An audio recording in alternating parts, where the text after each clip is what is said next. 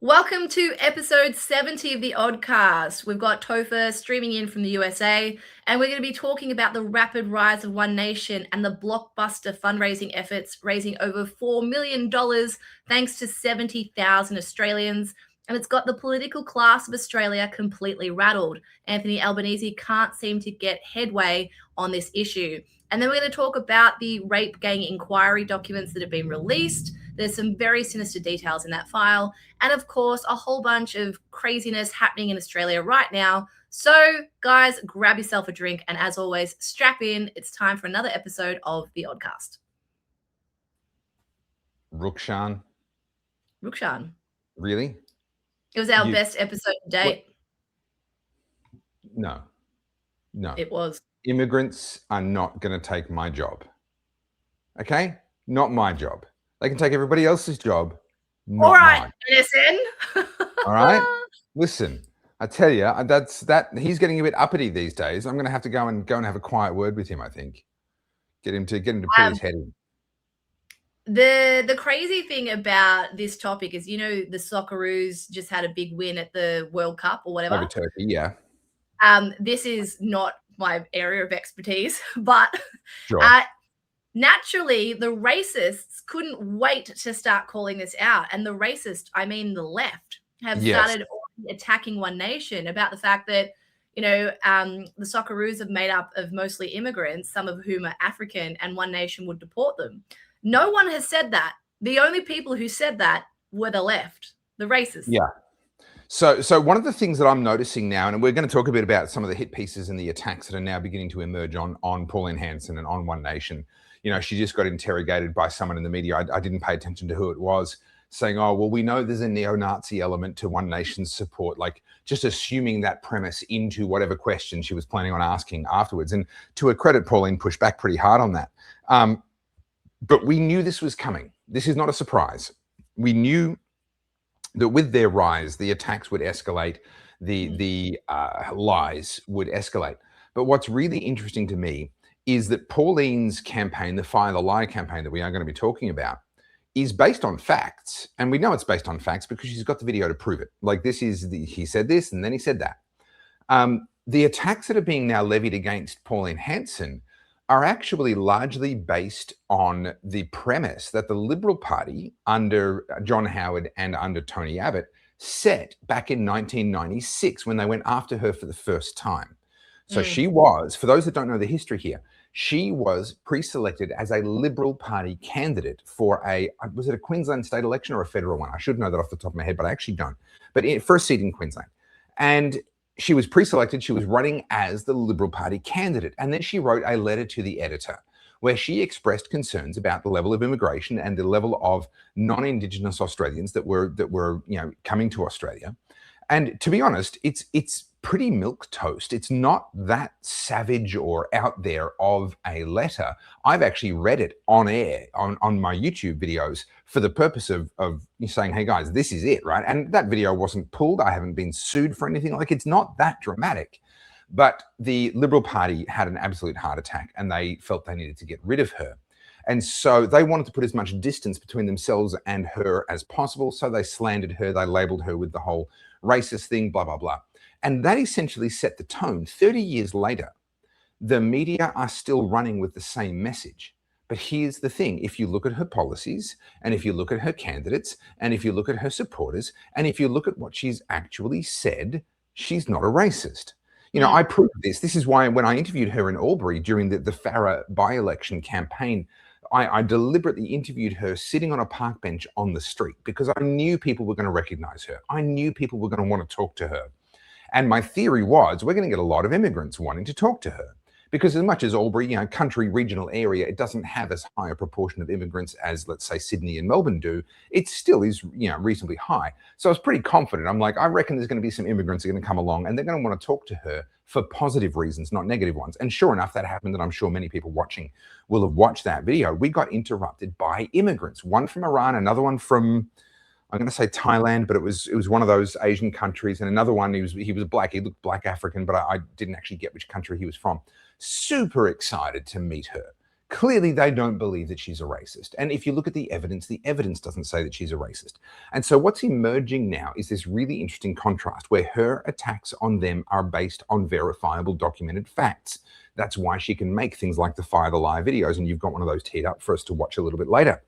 Their attacks on her are based on 30-year-old fiction that a lot of people no longer believe. Now, what that means is that her attacks on them are going to be effective and their attacks on her are not. They're just going to play to the crowd that is already staunchly opposed to her, the people that were never going to vote for her in the first place. That's literally, they're literally preaching to their choir, and they won't actually change anyone's mind. So for as long as they keep doubling down on these kinds of attacks, I think they're going to keep losing ground. Mm-hmm. Mm-hmm. I agree. I think watching what's happening with One Nation and the way the media is responding, I mean, the media is always going to run interference for the established political class. Sure. Even the hit pieces on Pauline, they're pathetic. I'll show you one. I've got one here. We'll start with these, I reckon. So this from the Australian, is it? Let me pull it up. Yeah, the Australian. So this is attacking her for wearing clothes that represent Gina Reinhart. This is so stupid. If I was the journalist who published this story, I'd be embarrassed. And so it's talking about how Gina didn't just buy Pauline a jet. Right. She's also dressing Pauline. So she got a bit of swag. Oh dear. So it's saying that One Nation leaders' satirical solidarity. Solidarity with Miss Reinhart also extends beyond the Kidman stable.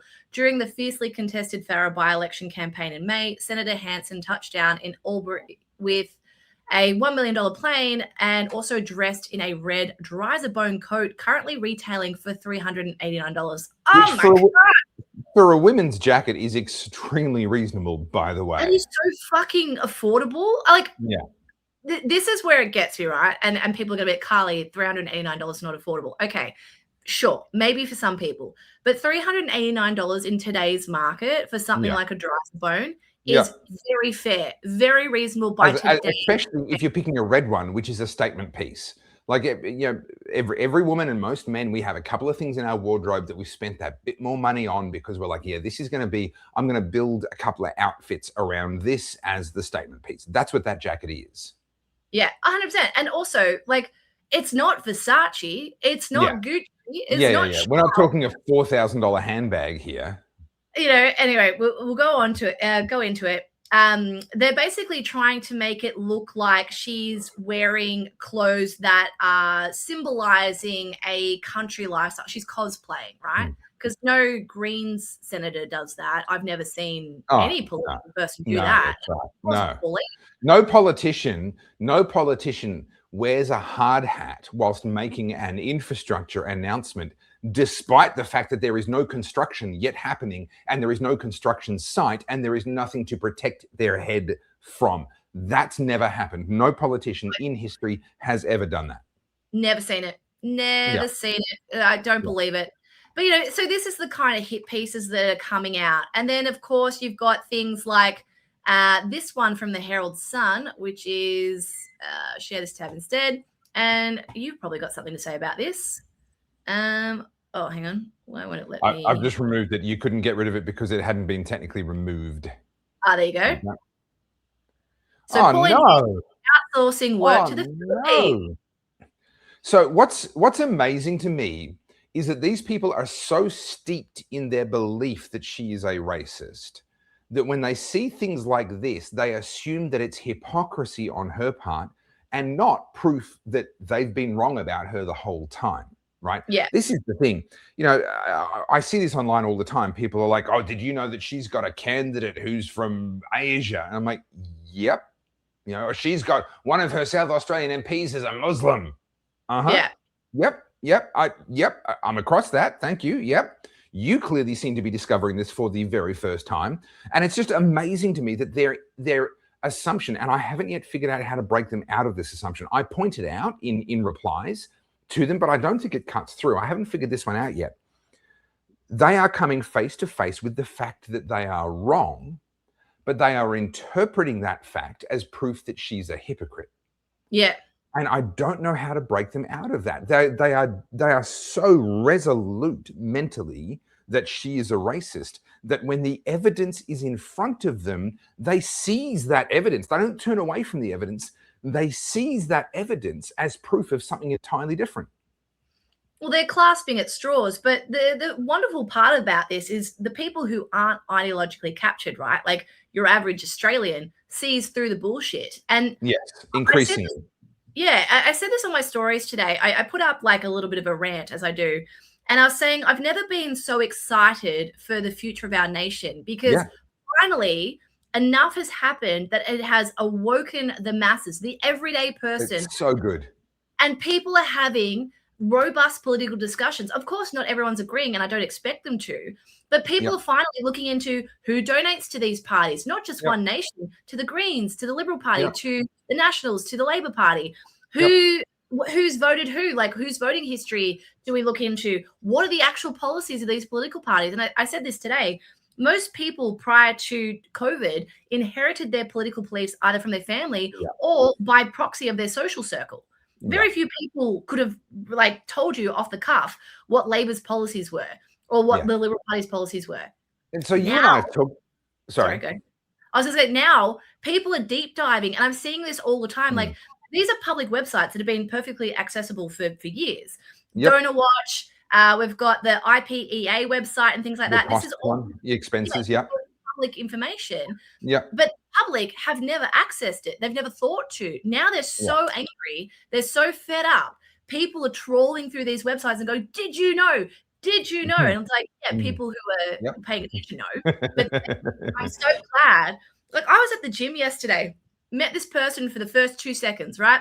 Hadn't said a bloody word. And happens to be a hairdresser. And she said, "Oh, the bloody government and their capital gains, rah, rah, rah. Oh, did you know?" She doesn't know who I am. She has Yeah. no idea what my political beliefs. And she's just like, letting off some steam. And I'm sitting there and I wanted to hug her. I didn't say anything. I was just like, yeah, it's terrible. And she's like, "Did you know that we pay for this?" And I was like, No. Sorry. That was a Sarah Connor moment with remember the phone call from Terminator 2, like what's your dog called? never Right? seen. Okay, you just revealed yourself as a T1000 because you just said that you wanted to hug somebody. That is not the Carly Soderstrom that I know. That's Carly why Soderstrom will stab you in the face before she will accept a hug from you. this is very true. Doesn't that show you how excited I am? Because Nope, I am. nope. You're AI. That's what it shows me. You are a cheap AI that didn't do its research properly. That's what I can see. Do you know what's weird is like people always want to hug me, and I'm just like, Okay, so I was at your house. Do you remember when you had that little shindig? And I don't remember her name, but a very tall girl who's done some modeling work for you on camera was Clarissa. there. Yeah, Edwina was there. My wife was there, and a bunch of others were there. And we were saying our goodbyes. And I am a hugger, and I will hug people for no good reason. It was one of the best things when I was touring Battleground Melbourne. One of the best things that I loved the most about it was how many hugs I got after each showing. And all so, right, calm down. so I looked at you and I said, I'm not going to offer you a hug because I know you'll stab me in the face. And then I looked across at whatever her name was. I'm like, "Are you a hugger?" And she's like, "Yes." And we had a hug. And I'm like, "I'm sorry, Carly, you are missing out. You are missing out so much by not being a hugger. I feel sorry for you." I'm really not. I don't like hugs. No. Except from my dogs and my partner. But Yeah. Back the to hugging sorry. thing. Oh, okay. All right. We're going to talk about that for a minute, are we? All right. No, it comes from an elation. I think it's just getting to a point where people are genuinely connecting over shared frustration with our government. And something that I feel like I don't say enough, so I'm making sure I work it into my conversations now, is I am just as contemptuous towards the Liberal Party. I rarely speak about them because they're so insignificant. Yeah. And They're people not are like, in "Oh," power in Victoria or Australia, where you and live they're in also Victoria. they're doing nothing. I mean, Yeah. to be fair, some of them are. Like Moira's doing amazing things. Nicole Werner's doing amazing things. So Sure. there's individuals who are doing great things, but the party as itself. Yeah. Where's No. Angus Taylor? When was the last time Yeah. you heard from him? And they're not landing a blow. And we're seeing, what was that? Actually, it's worth bringing up some of the latest polling. While you keep talking, I'm just going to bring up the Ozpoll 6 page on X, because there's some of the latest polling's worth talking about. But you're right, like the Liberal Party kind of aren't worth talking about because they're not landing a blow. Well, they're not, but also I think, as I said, people are so much, I hate saying the word awake because I'm not trying to say that as like a pejorative to the people who aren't. I'm not using it in the sense of COVID awake. I mean, people are finally sort of rattled enough that they're paying attention. And what that means is everyone has a different entry point into political discussion. Some people might, have a lifetime of professional corporate world. Some people might be in a small business, whatever. So everyone's entering at different points into the political discussion. And other people have different life experience that brings their knowledge in. And so when people are going through all these public websites and paying attention to what Elbow says or Angus Taylor or One Nation, people are pretty astute. People can smell bullshit. And when you hear Elbow say like the things that he does, right? Like, it's disparaging comments like dark forces or whatever. And then days later reneges on it. People aren't stupid. And it's becoming very clear that our political class believe we are actually stupid and we don't pay attention because traditionally, I guess we didn't. And so there's an underestimation there of how astute your general populace is now as well.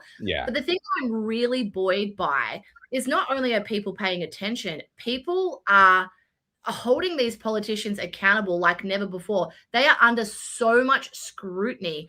And this is something that Rukshan and I talked about at length on Monday.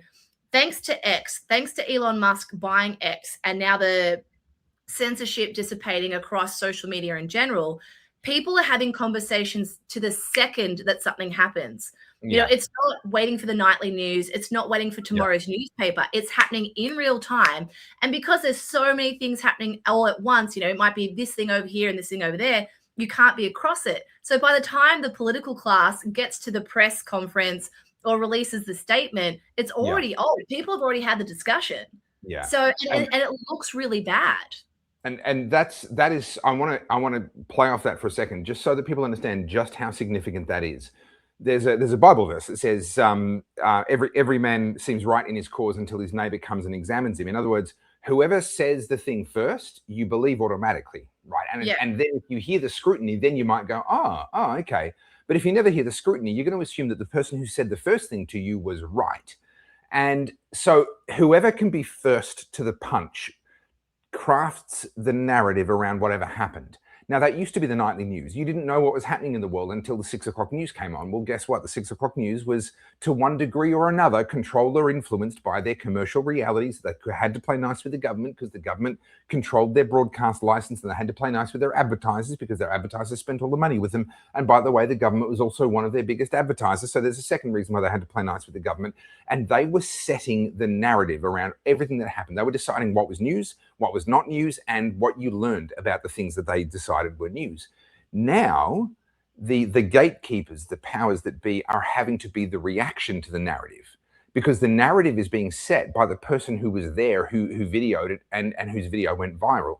And then the second stage is being set by all the talking head commentators who jump on it because it's gone viral and they just want to jump on the trend, and they've got an instant reaction. It may not even be a very well informed reaction. I don't tend to do those sorts of videos specifically for this reason. It tends to be pretty uninformed. The likelihood of you having your facts wrong is very, very high.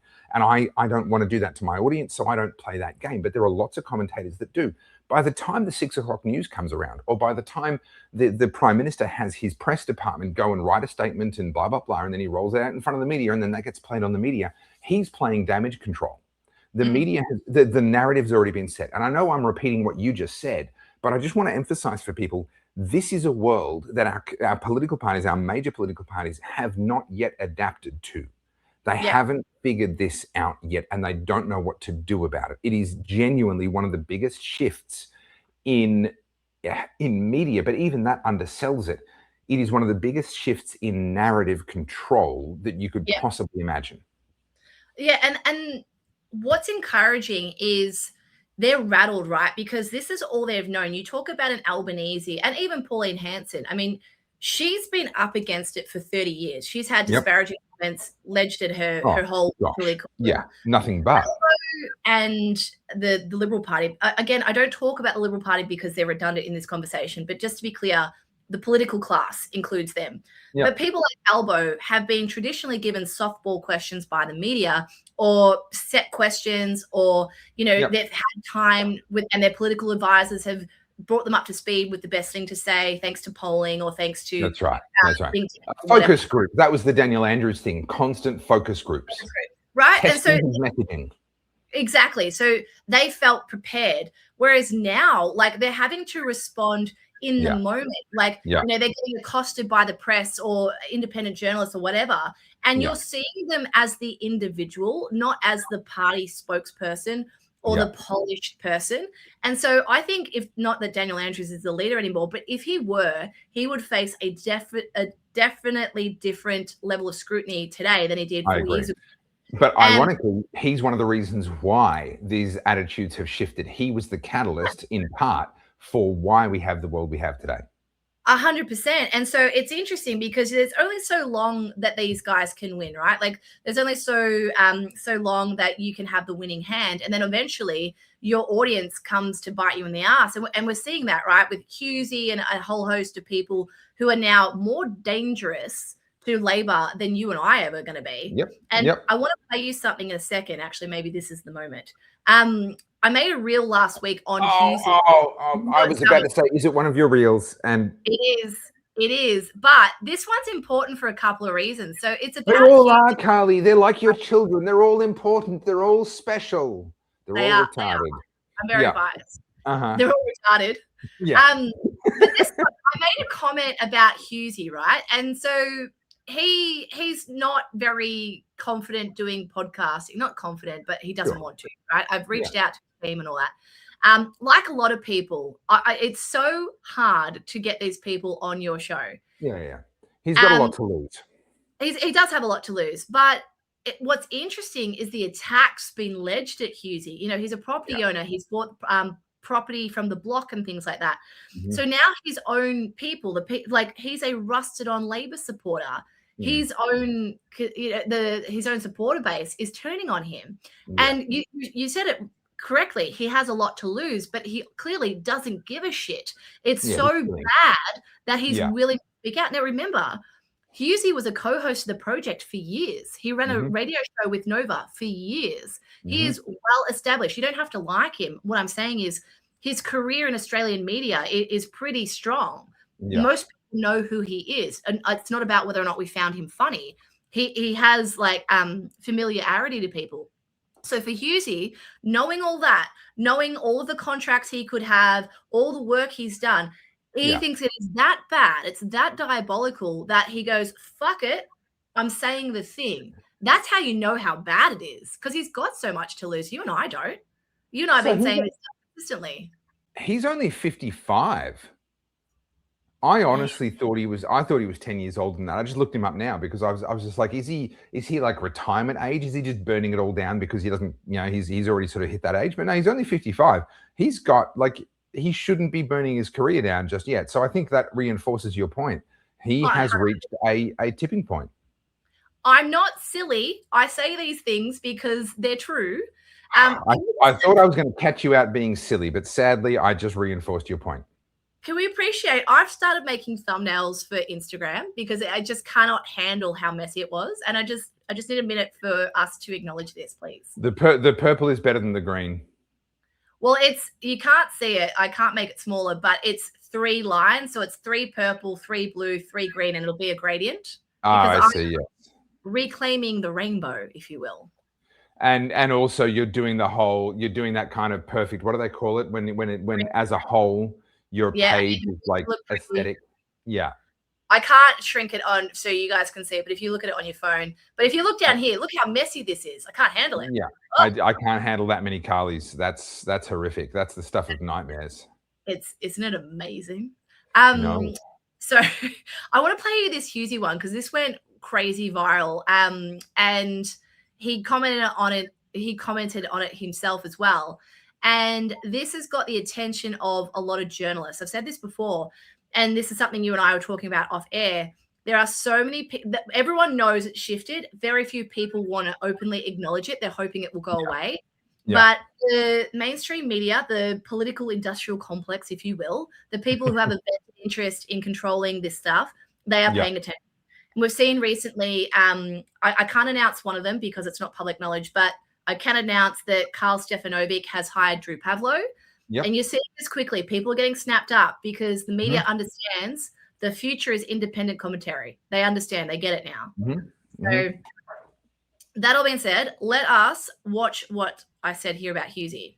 Everybody drink. More damage to the Labor Party in 3 weeks than the opposition has managed in a decade. So let's talk about it. In case you've missed it, Hughesy, a rusted-on Labor supporter who has openly admitted to voting for Labor both federally and at the state level, has spent the last few weeks posting video after video calling for Anthony Albanese to scrap his capital gains tax changes or call an early election. But those of us who have been out here openly criticising elitist Labor and their corruption have been dismissed as extremist Nazis and cookers. Yet judging by the comments on his video and the groundswell of support, Labor and the progressive left are in for a very rude awakening. The comments under Hughesy's videos are full of athletes, broadcasters and small business owners, your average Labor voters, all saying the same thing. I didn't sign up for this. For lack of a better analogy, I'm going to describe political legitimacy like a cliff face. It doesn't collapse all at once. It erodes over time as water gets into the cracks and the sediment loosens grain by grain until one day a slab the size of a comedian's career detaches and crashes into the sea. The erosion has happened over years. Every time an ordinary Australian asks a perfectly reasonable question about housing, immigration, energy or spending and was told they were extremist or far right for asking. The writer Martin Gurry saw this coming a decade ago in The Revolt of the Public. His argument was simple. When institutions lose their monopoly on information, the public stops deferring to them, and every clumsy attempt to reassert authority accelerates that collapse. Hannah Ardent made a sharper version of the same point. The surest way to radicalize a population is not oppression, it's contempt. Tell the people their lived experience is a conspiracy theory for long enough, and they'll soon stop arguing with you and demand radical accountability. And that's precisely what's happening here. When the Prime Minister described regular Australians who disagree with him ideologically as dark forces and then denied saying it on camera days later, he told millions of people that the establishment will insult you, lie to you and gaslight you about that insult. The ideologically captured ABC running interference doesn't calm that fire either. Their bias is the accelerant. So here's the thing the political class hasn't seemed to grasp. The threat was never the so-called far right. The threat is their own former supporters, people who have handed over their trust, outsourced their thinking, and have now watched an economy run by ideologues deliver them less whilst demanding more in tax as they give themselves yet another outrageous pay rise in a cost of living crisis. A traditionally apathetic public has learned the hardest lesson in civics. Nobody in that parliamentary building is coming to save you. And a public that has learned that lesson cannot be soothed with platitudes or freebies, Jacinta. The cliff has to crumble now. You cannot glue the sediment back together with accusations of extremism and deflection from government-made economic disasters. With One Nation voicing the common sense policies Australians are demanding and out fundraising Labor, the only thing left is for the left to eat their own. And boy, isn't a little bit of schadenfreude among friends delicious. So what's the time limit on Instagram Reels? How long can they be? 3 minutes. Because that's amazing, because that felt like at least 2 hours to me. I just like, no, I mean, look, the points you made were good, but I'm going to bring this up because this is the continuation. No, not that. Hello, can I have that, please? Thank you. This is the continuation of that conversation. This is the outworking, the manifestation.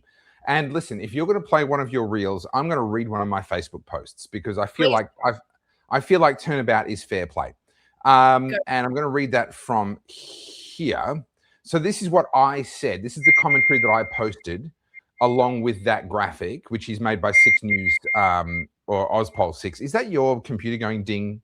It is. I'm sorry. I can't turn the notifications off because if I do, then I will. Anyway, you guys. Okay. So this is what I said to go along with the graphic that you're looking at. The lies keep getting smashed. They will never be popular. Then they started rising in the polls. The polls won't translate in an election. Then they outdid the polls in the South Australian election. Yeah, but they'll never actually win. Then they smashed everyone in Farah. That's just a racist country seat. They don't have broad support like what Labor have. Then they raised $4 million in 4 days, mostly from the cities.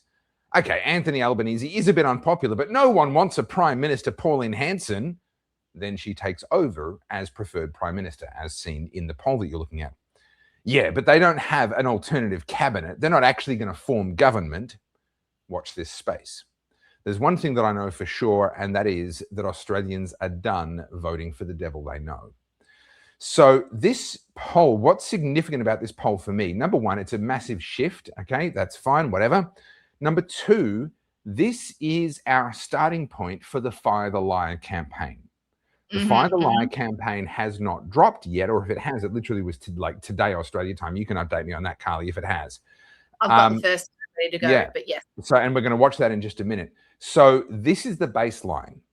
The impact of the Fire the Liar campaign, the impact of the $4 million that was raised, I think it might be a little bit over that now, but yeah, it's not going super fast anymore. So let's call it $4 million.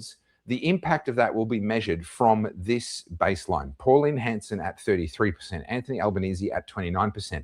And reinforcing what you said earlier, Carly, about the Liberals just not being able to lay a glove on, just not being able to do a damn thing.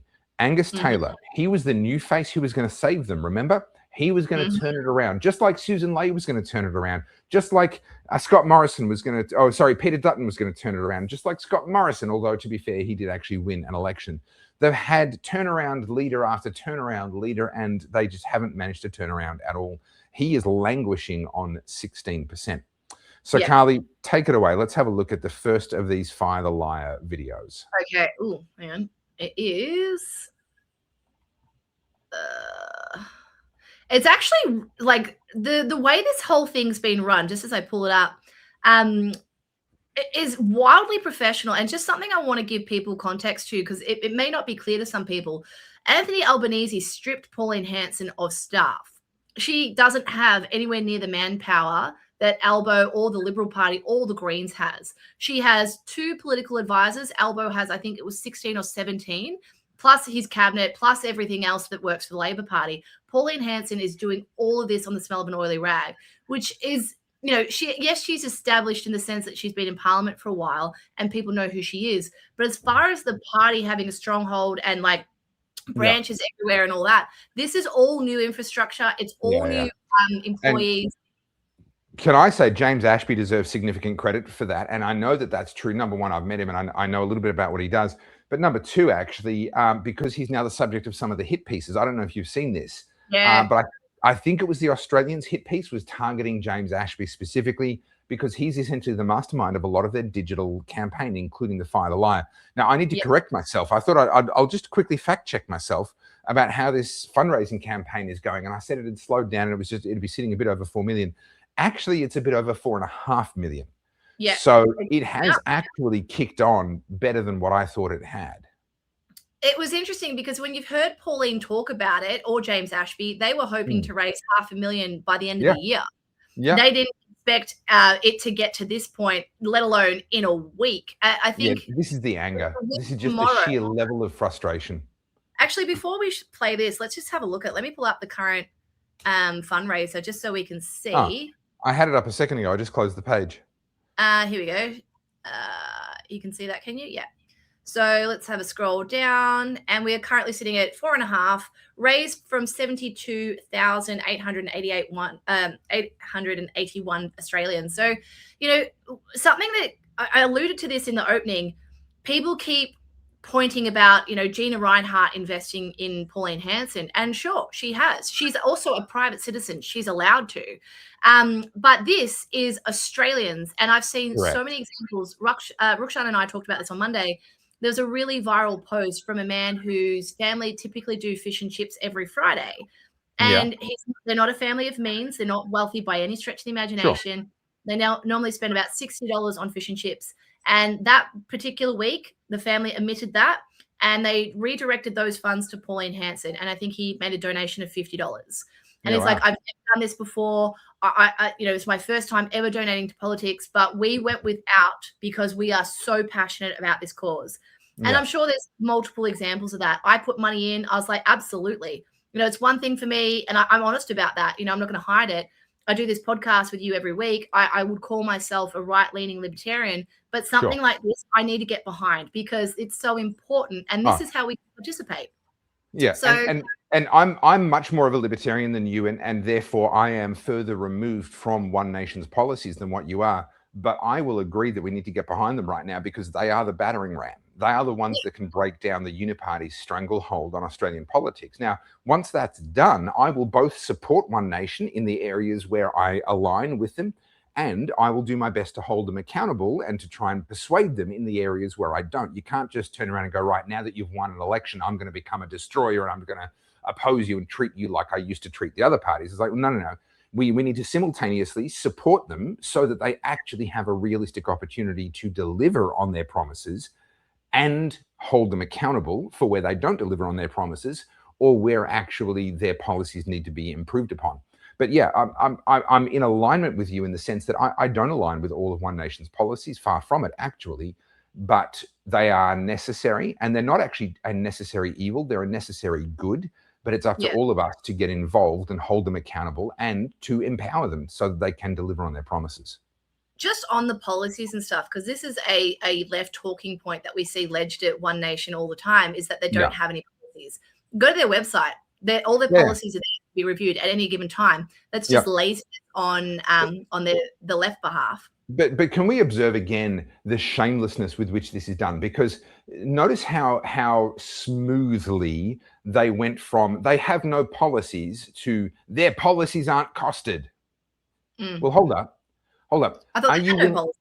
Yeah, are you willing to say, really sorry that we said they didn't have any policies? Turns out they actually do have policies, and they've had them on their website for a couple of years now, and we really should have known that. But did you know that their policies are not costed? Like, that would at least show a little bit of integrity. But if they're going to go seamlessly, smoothly transition from they have no policies to their policies aren't costed without any recognition of what they're admitting, then I'm sorry, what little bit of respect I might have had for some of them is gone. What on God's green earth? Carly. This is my Pauline Hanson bobblehead. Carly. Kindly gifted to me by one of our viewers at the Oddcast, Nate, who sent this to me and G. And now I have Pauline Hanson as a bobblehead. Carly. A dinosaur died to leave us with that oil that was turned into that plastic that is now a Pauline Hanson bobblehead. I don't like it. Please explain. I don't like it. It's amazing. I love it. I am so sorry to the Brontosaurus that gave its life for that bobblehead. Maybe it's a T-Rex. You don't know. No, it was definitely the Brontosaurus. Stop everything. I'm derailing this conversation. Okay. I haven't done a tangent time in any of the live shows. So this is a tangent. I need you to go because I've got one. Go. Are we ready? Yes, I'm ready. This is the first ever international tangent time. Tangent time, tangent time, tangent time, tangent time, tangent time. Go for it, Carly. Take us away. Okay, you just talked about dinosaurs. We need to talk about this. So somewhere in a lab, someone decided to use dinosaur collagen that was found in a bone to recreate dinosaur leather. When have you heard this before? This sounds dystopian because we read about it and we watched it in Jurassic Park. But now, guys, it's a thing. Someone has made T-Rex leather bags and they tried to sell it and it got passed in because no one wanted to buy it because technically it's not really leather. But we need to look at this. So this is a T-Rex leather product that's been made into, they're calling it a luxury handbag. It's fucking hideous. That's probably why. That's not pretty. Yeah. Look at the cheap ass ugly zip on it. I mean, if you're going to make something out of a T-Rex, you're going to have to expand the pictures if you want us to be able to see the cheap ass ugly zip. Like that's you can't see it. Sorry, I've got my glasses on and I still can't see it. I apologize. Here we go. This is the bag. This is the T-Rex leather bag. It's not even a bag. It's a bloody satchel. Have they got better pictures than that? Can you let's scroll down or something? I can't even see. What? There we go. That's it. That's what you get. That's T-Rex leather, apparently. And what did they want for that? $500,000. I believe £500,000. I think it went on sale in. I would be really fine with that asteroid coming and just ending life on Earth at right about this point in time. Someone thought that was how they should design a bag they were going to try and sell for $500,000. That's their aesthetic. It's wild, isn't it? The jokes and the memes around this have been hilarious, but from a fashion standpoint, it's freaking hideous. From a dinosaur collector thing, like what would you do with it? Like it just seems like a redundant product across all genres. But isn't it wild to me that so this failed, right? It failed spectacularly. There was so much hype around it. It got passed, and I think the highest bid was just over a couple of $100,000. And you know, they weren't willing to sell it for that. To be clear, it's not actually dinosaur leather. It's collagen that they extracted from a fossil, and they've created what they think it could be. Yeah, so they've cloned and replicated. Yeah. So it's not even close to a thing, but we're living in a world now where people are rejecting all of this nonsense. They're just like, nah, I've seen that movie. I don't believe it. Thank you very much. But I just thought it was funny because that happened last week, and you were talking about the brontosaurus that died for this. So there you go. T-Rex leather. Did you see that on your timeline for 2026? Yeah, it is crazy. You know what's funny to me? So let me get really conspiratorial with you for a second. I think that humans have our historical timeline extremely wrong. I think a lot of this deep time stuff that we think is our history, 13.8 million years since life arose, or since whatever it was, and billions of years since the Big Bang, etc. I think a lot of that is literally, it is as valid as sort of the Greek mythology with all of their gods and all the rest of it. I think it's a modern day version of that. And this is one of those examples of why. So the half-life of DNA in collagen, if I remember rightly, is about 500 years, which means that after 1,000 years, you've got about 25% of it left. And, after 10,000 years, you're going to have, a fraction of a percent left, and so on and so forth. So I'm sorry, if you're telling me that dinosaurs disappeared how many million years ago, and yet you're able to extract DNA out of collagen from the dinosaurs and do anything meaningful with that DNA, there's something wrong here, right? And we know dinosaur bones have been found with, readable, like we have some DNA chains from dinosaurs. We've found fossils, and we've found bones that have actually still had recoverable DNA in them.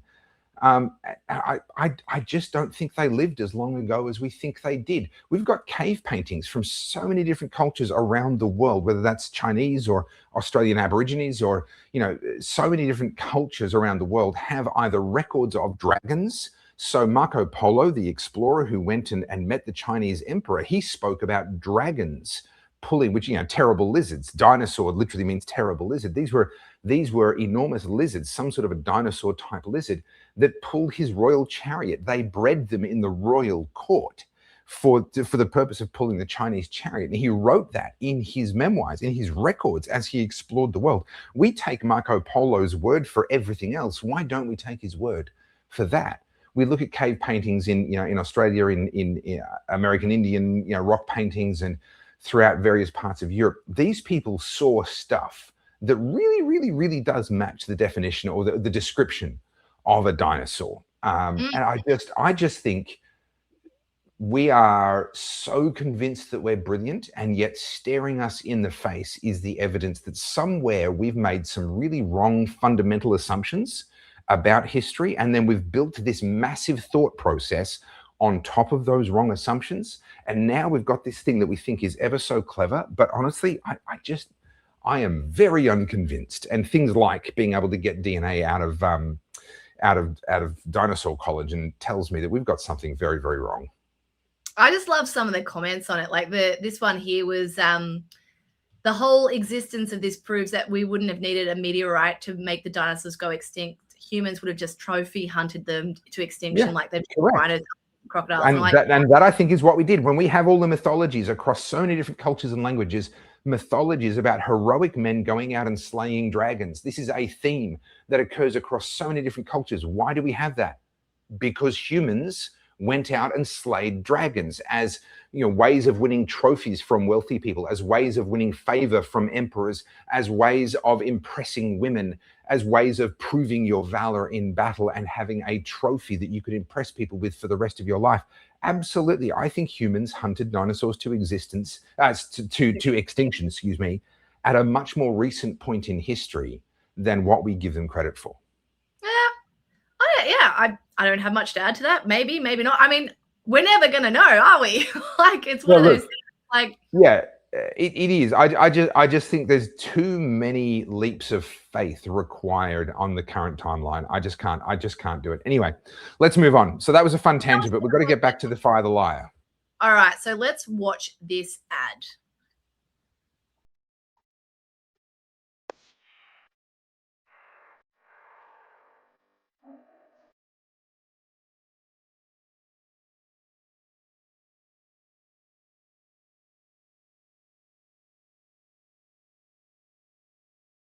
AI generated music, but okay. Australians now, they just don't know where to turn.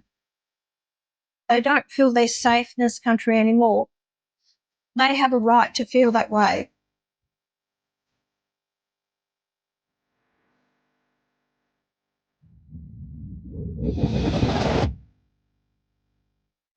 Mass migrations created a shortage, people living destitute, people who can't afford to put a roof over their head. 7 million Australians can only afford one meal a day. In a country as prosperous as what we used to be, people are screaming out for change. Our rights are being stripped from us, our freedom of speech is being taken from us, and we're just being diminished as a people who we are, our pride in ourselves.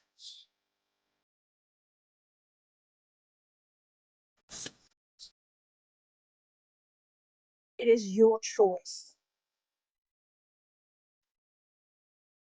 You alone will decide who will be the next government.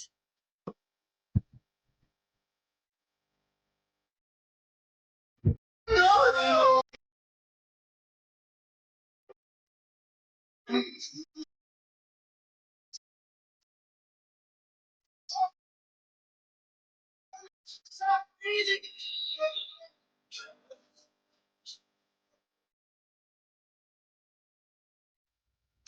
I realize that might not actually be an AI song. It might just be the compression that was happening through StreamYard made it sound like it was generated. So no disrespect to the artist if I've got that wrong. It might have just been the compression. Look, it's good. It's interesting. So that's a different tone to when I heard the first Fire the Liars come out. I was expecting much more of a use of kind of that classic political attack ad. Here's what he said the first time. This is what he said later. Kind of, they use the slow motion and the black and white to make them look like they're probably a rapist, like that classic kind of political attack ad kind of trope. And they've gone for something much more aspirational. And I think this is going to play very, very well for them. I think this is going to generate, and props to whomever it was that made the conscious decision not to play into the attack. So, I mean, yes, it's an attack ad, but you know what I mean? Like, they haven't gone for that really negative attack ad. They've gone for a contrast that builds in that really kind of positive, hopeful, aspirational aspect of it. And I think that was a unexpected decision. I think that was a somewhat courageous decision. And I think that's going to reward them pretty handsomely. I think that's going to resonate remarkably well.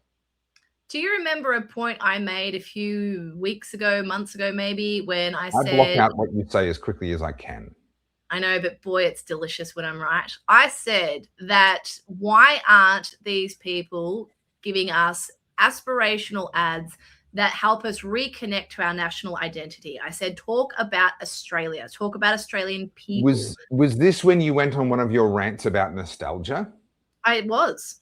Because what I remember is having a really good nap. So I think I can remember when you said that, yes. And then days later, Carl Stefanovic posted, it was AI generated, but he put up a little thing, and now we've got this. And I'm gonna die on this hill. And it's not just this nostalgia for us. How soon? Should I schedule the party for sometime soon? Mate, I won't be going before you, just to make sure your life is a living history. as long as I can. What a shame. But you know, when you look at the talking points coming out of One Nation, everyone's expecting the predictable. Oh, they're going to be talking about mass migration. Oh, they're going to be talking about racism. They're waiting for it.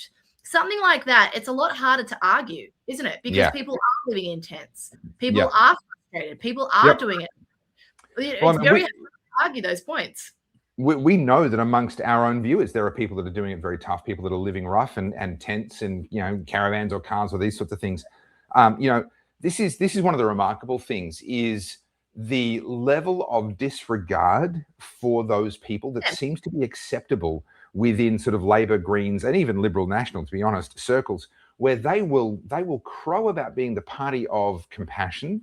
They will cry the biggest crocodile tears you could possibly imagine over someone being misgendered, and yet they don't have a care in the world, it would appear to me anyway, for genuine, you know, single parents with kids ending up in cars or in caravans, you know, single dads that have lost the access to their kids, ending up, you know, at the bottom of the socioeconomic pile. And, you know, this is the one that really pisses me off. Young people coming out of foster care, that age out of foster care, and they haven't been equipped with life skills. They haven't, you know, who knew years of government being your parent would not equip you for life? Who would have thought that was possible? You know, and they hit whatever it is, 16, 17, 18 years of age. And sorry, you can't stay here. You know, you don't have to go home. You don't have a home, but you can't stay here. And these people end up out on the street. And you know, there just seems to be such a lack of compassion and empathy from so much of the political uniparty for those people. And it's mystifying to me. And I think that what's going to happen is Pauline, you know, Auntie Pauline, as I do hear people referring, not many, but, you know, that is a meme, that is a trope. People like her. People actually sense a greater degree of humanity in her and compassion in her. And I think that she can legitimately claim the crown of compassion from the Greens and from the Labor Party in due course. What I would say there is that it's real and authentic compassion. It's not the pantomime version of it. It's not performative. It's not performative. Yeah. Because Greens do this all the time. They love to grandstand about being compassionate and inclusive, but of course, only for the people who fall in their echo chamber. Anyone outside the field, only actually for the people that are useful to them politically. They only have compassion for the particular people and causes that advance their political objectives. It's just, what a coincidence. Yeah, exactly. And so when you look at the way the Greens, like, you know, have a look at the way they speak when they're in Parliament, whether it's David Shoebridge, Larissa Waters, or Maureen Faruqi, it's always a sanctimonious rant, a point down from their podium, their self-proclaimed. The heights of enlightenment. Right? And God help me, you're going to say a Tolkien quote. I can hear it coming. But do it. Say it. Just No, I'm not going to do it. No. Childless lords. No. Blah, blah, Childless lords living in high towers, musing on heraldry. Not going to do it. Yeah. I mean, I just did it, but I'm not going to do it. Yeah, I felt that coming. I was like, just get it out of this. Because this is what happens. Like, you're indoctrinating me and I hate it. Because now all of a sudden I'm like, fuck. Anyway. Listen, if you're not going to hurry up and die before me, then I at least have to do some good on you before I die. So, you know. Good on me?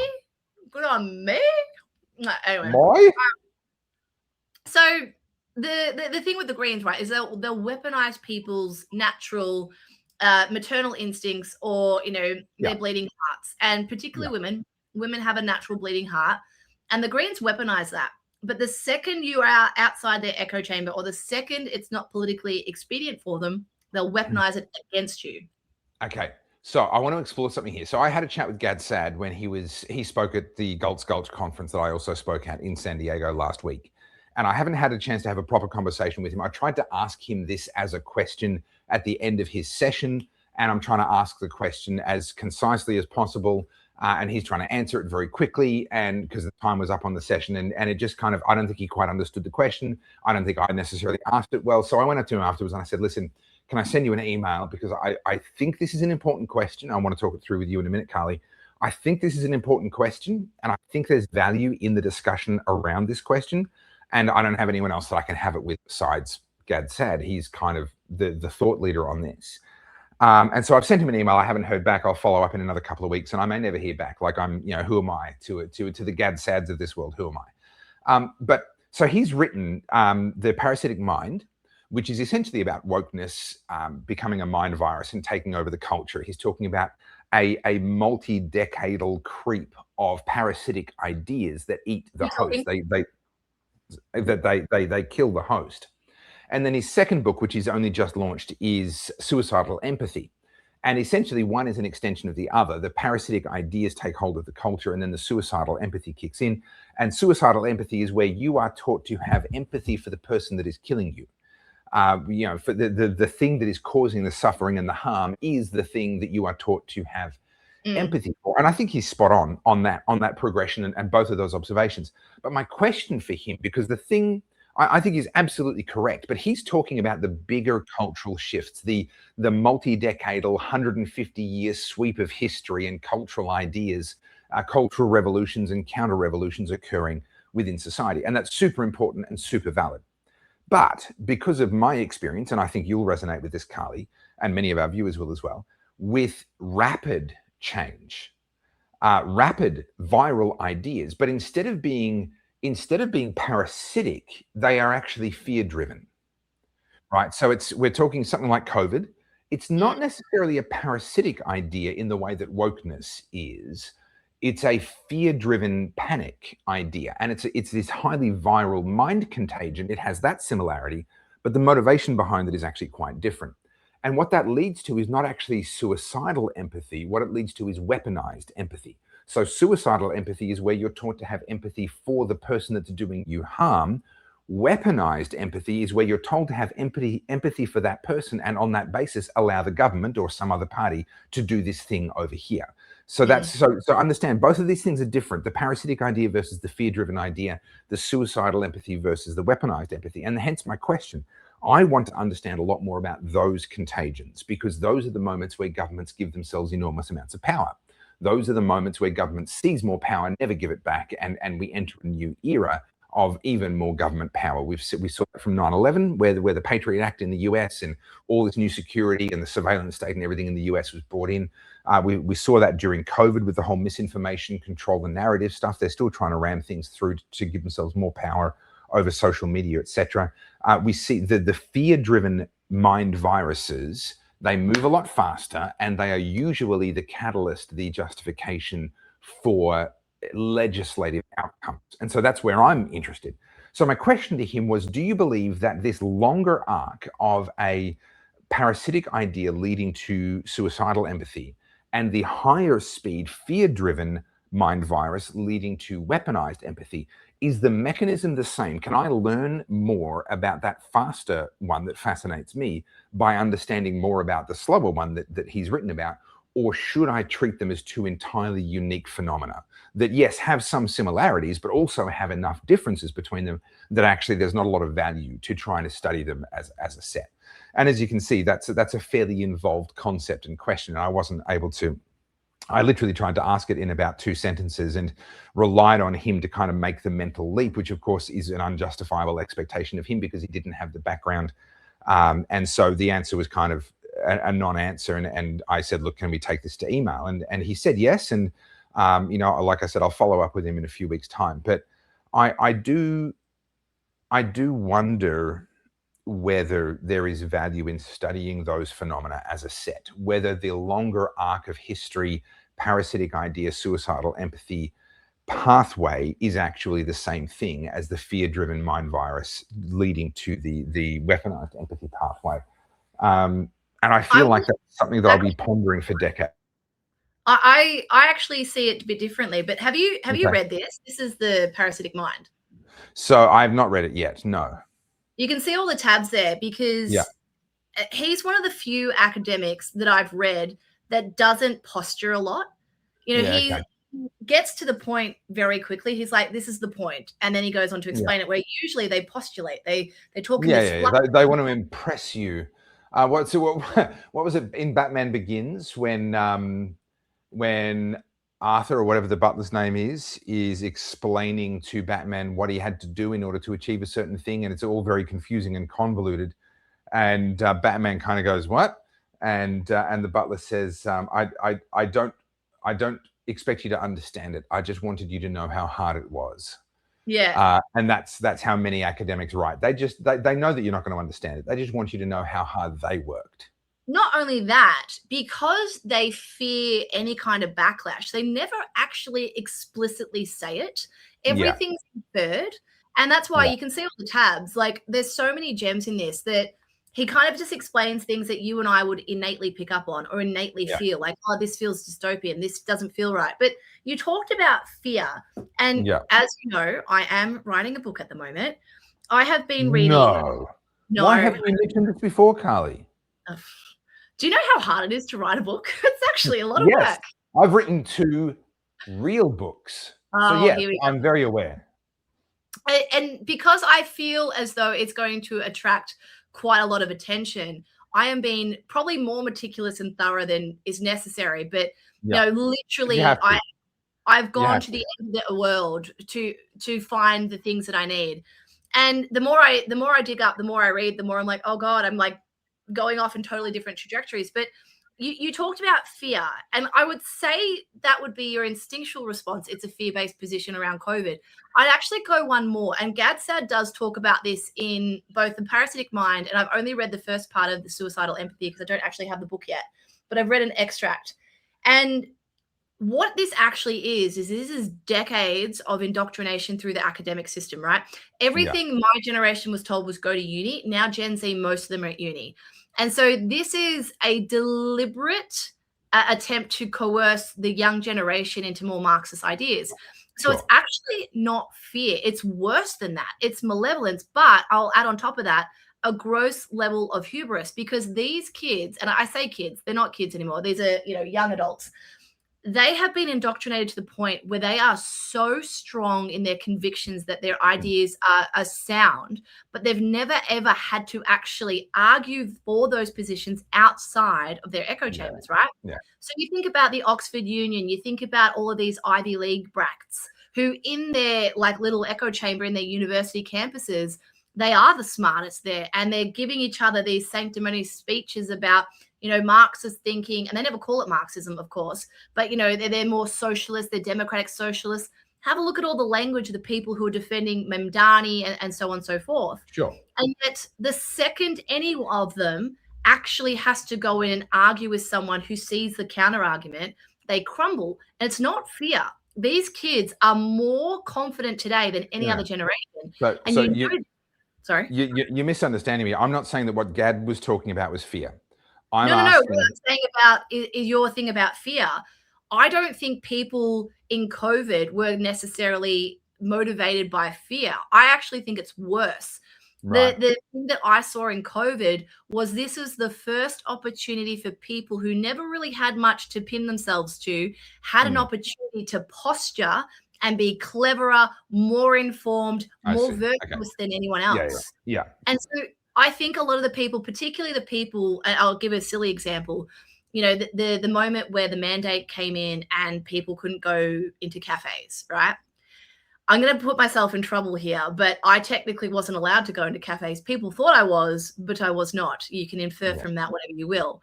And I remember it wasn't a cafe, I was in a restaurant on Chapel Street. And the table next to me, there was a woman who's like, how amazing is it that we get to sit in here and we get to enjoy this, and all those unvaxxed outs can't come in? And I'm sitting there going, oh, yeah. Like, I never said anything, but just in my mind, I was like, you are so confident in your position, yet you don't know who's sitting next to you. Yeah. That's why I say I don't think it necessarily is fear. I think there's an element of fear for sure, because it was an unknown. But this was the first chance people had to be able to posture and go, I'm better than you. And these are people who maybe, like, I hate using university, but like, they didn't have professional acumen, they didn't have success, they didn't have financial wealth. But boy, could they get every vaccine and booster that came out.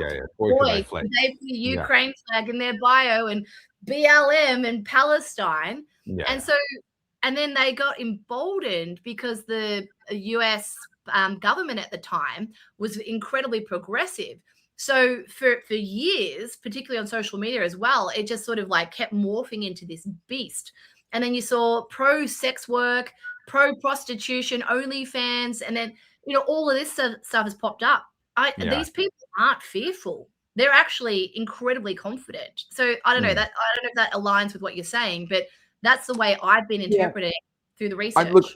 I think that is definitely a subset of people, but there were an enormous number of people who bought the fear. That's, and they'll still defend it on a fear basis today. Oh, it saved millions of lives. Millions of people would have died if it weren't for X, Y, and Z. So I don't think that what you're observing is invalid, but I suspect that what you're observing there are the outliers. They are the ones who were going out. They are the ones who were being more vocal and outspoken and what have you. Whereas I think for every one of those, there was a significant number of people who, perhaps earlier in the chain of events, but through the second half of 2020 and the first half of 2021, there were a lot of people cowering in their homes, desperately waiting for the vax. Oh, we've been promised the vaccine. Oh, did you know the government has ordered the vax? Did you know that we're getting this many millions of deliveries? That's I guess more the era that I'm looking at, and the fear-driven, the weaponization of empathy. We're saving grandma, which means that I can destroy your life. I'm still the good guy, even though I'm destroying your life, because we're saving grandma. That's that weaponization of empathy. And so that fear-driven mind virus pathway to weaponized empathy, is it worth researching and understanding that in conjunction with the parasitic idea pathway to suicidal empathy, or are they just two entirely different phenomena? And that's the question. That's a conversation that I'm trying to pick up with Gab at the moment, and we'll see. Postgraduate study, sir. Possibly. Now, some breaking news. I posted it up on my Facebook earlier today. I have now secured Tim Poole, an interview with Tim, which will be good fun. He'll be, I think, the biggest podcast that I've done to date, that'll be great. And I think the timing's really good. So I'm going to come back from the ARC conference in London. I fly into Dallas, and then the next day I get on a plane from Dallas to up where he is, and then 2 days later I fly from where he is back to Dallas again, and then off to the Freedom Fest conference in Las Vegas after that. So I think that passage of time is going to be really good for me. A really high-profile podcast, and then walking into Freedom Fest and being able to kind of knock on the doors of all of the different media and podcasts and everyone that show up there and say, well, I've just come off Tim Poole, which is a pretty good way to introduce yourself.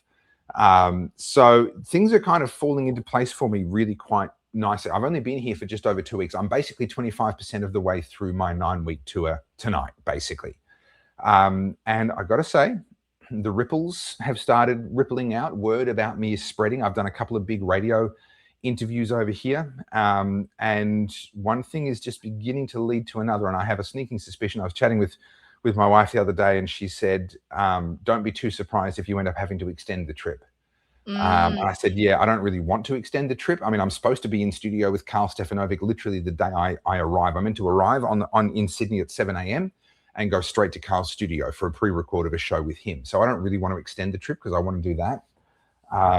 But yes, there is a sense for me right now that it's early days still, but the momentum is gathering. And yeah, I mean, who knows? Joe Rogan and Tucker Carlson and Daily Wire, or who knows? By the time another 6-7 weeks have passed, who knows? We'll see.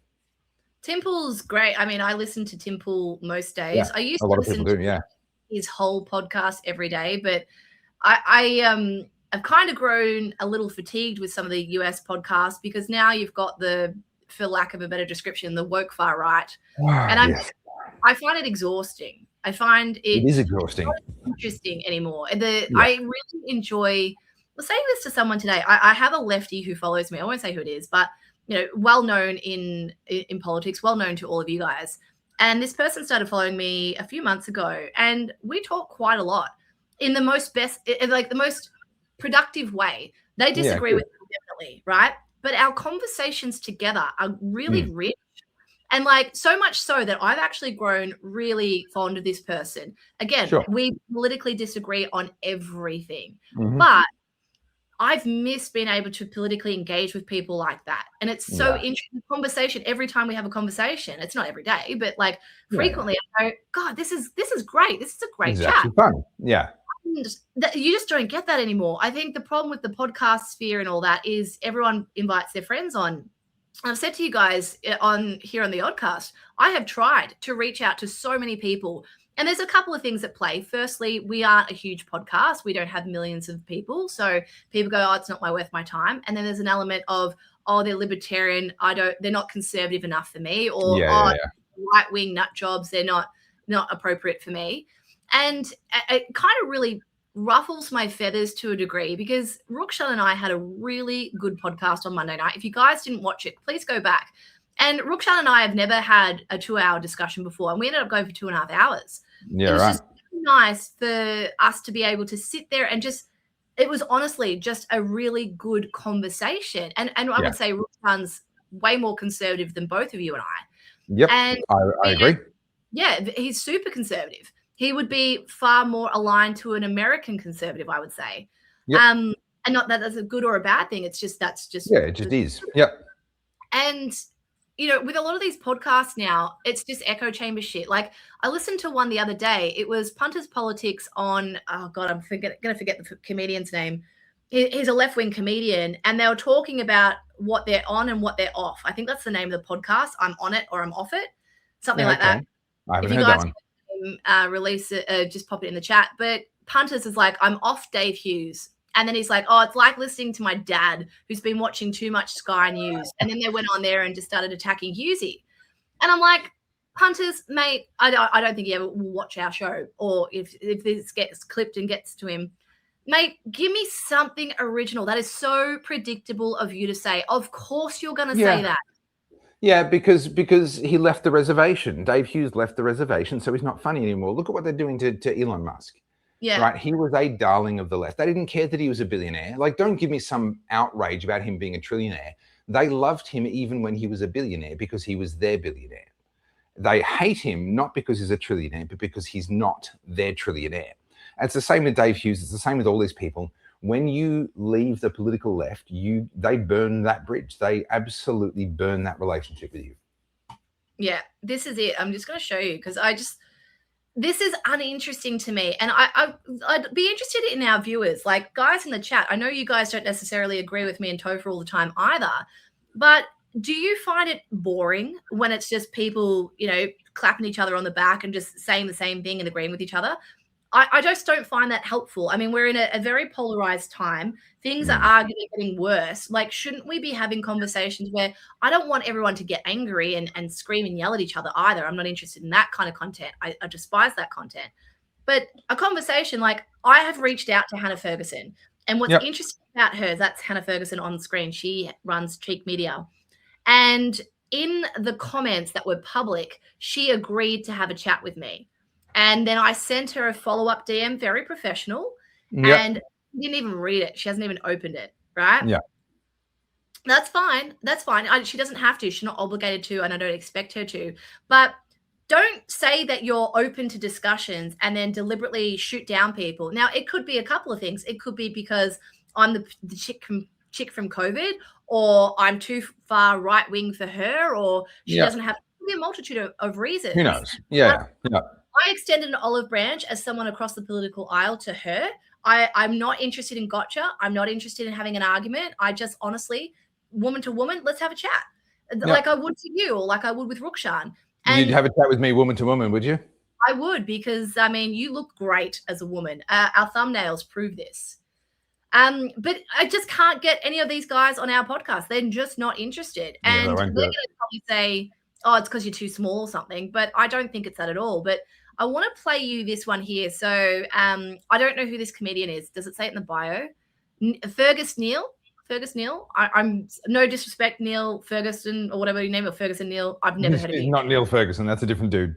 I'm not being rude. I've not heard of you. Okay, so firstly, let's have a look, because you know how Punters was on Carl. Let's have a look. Yeah.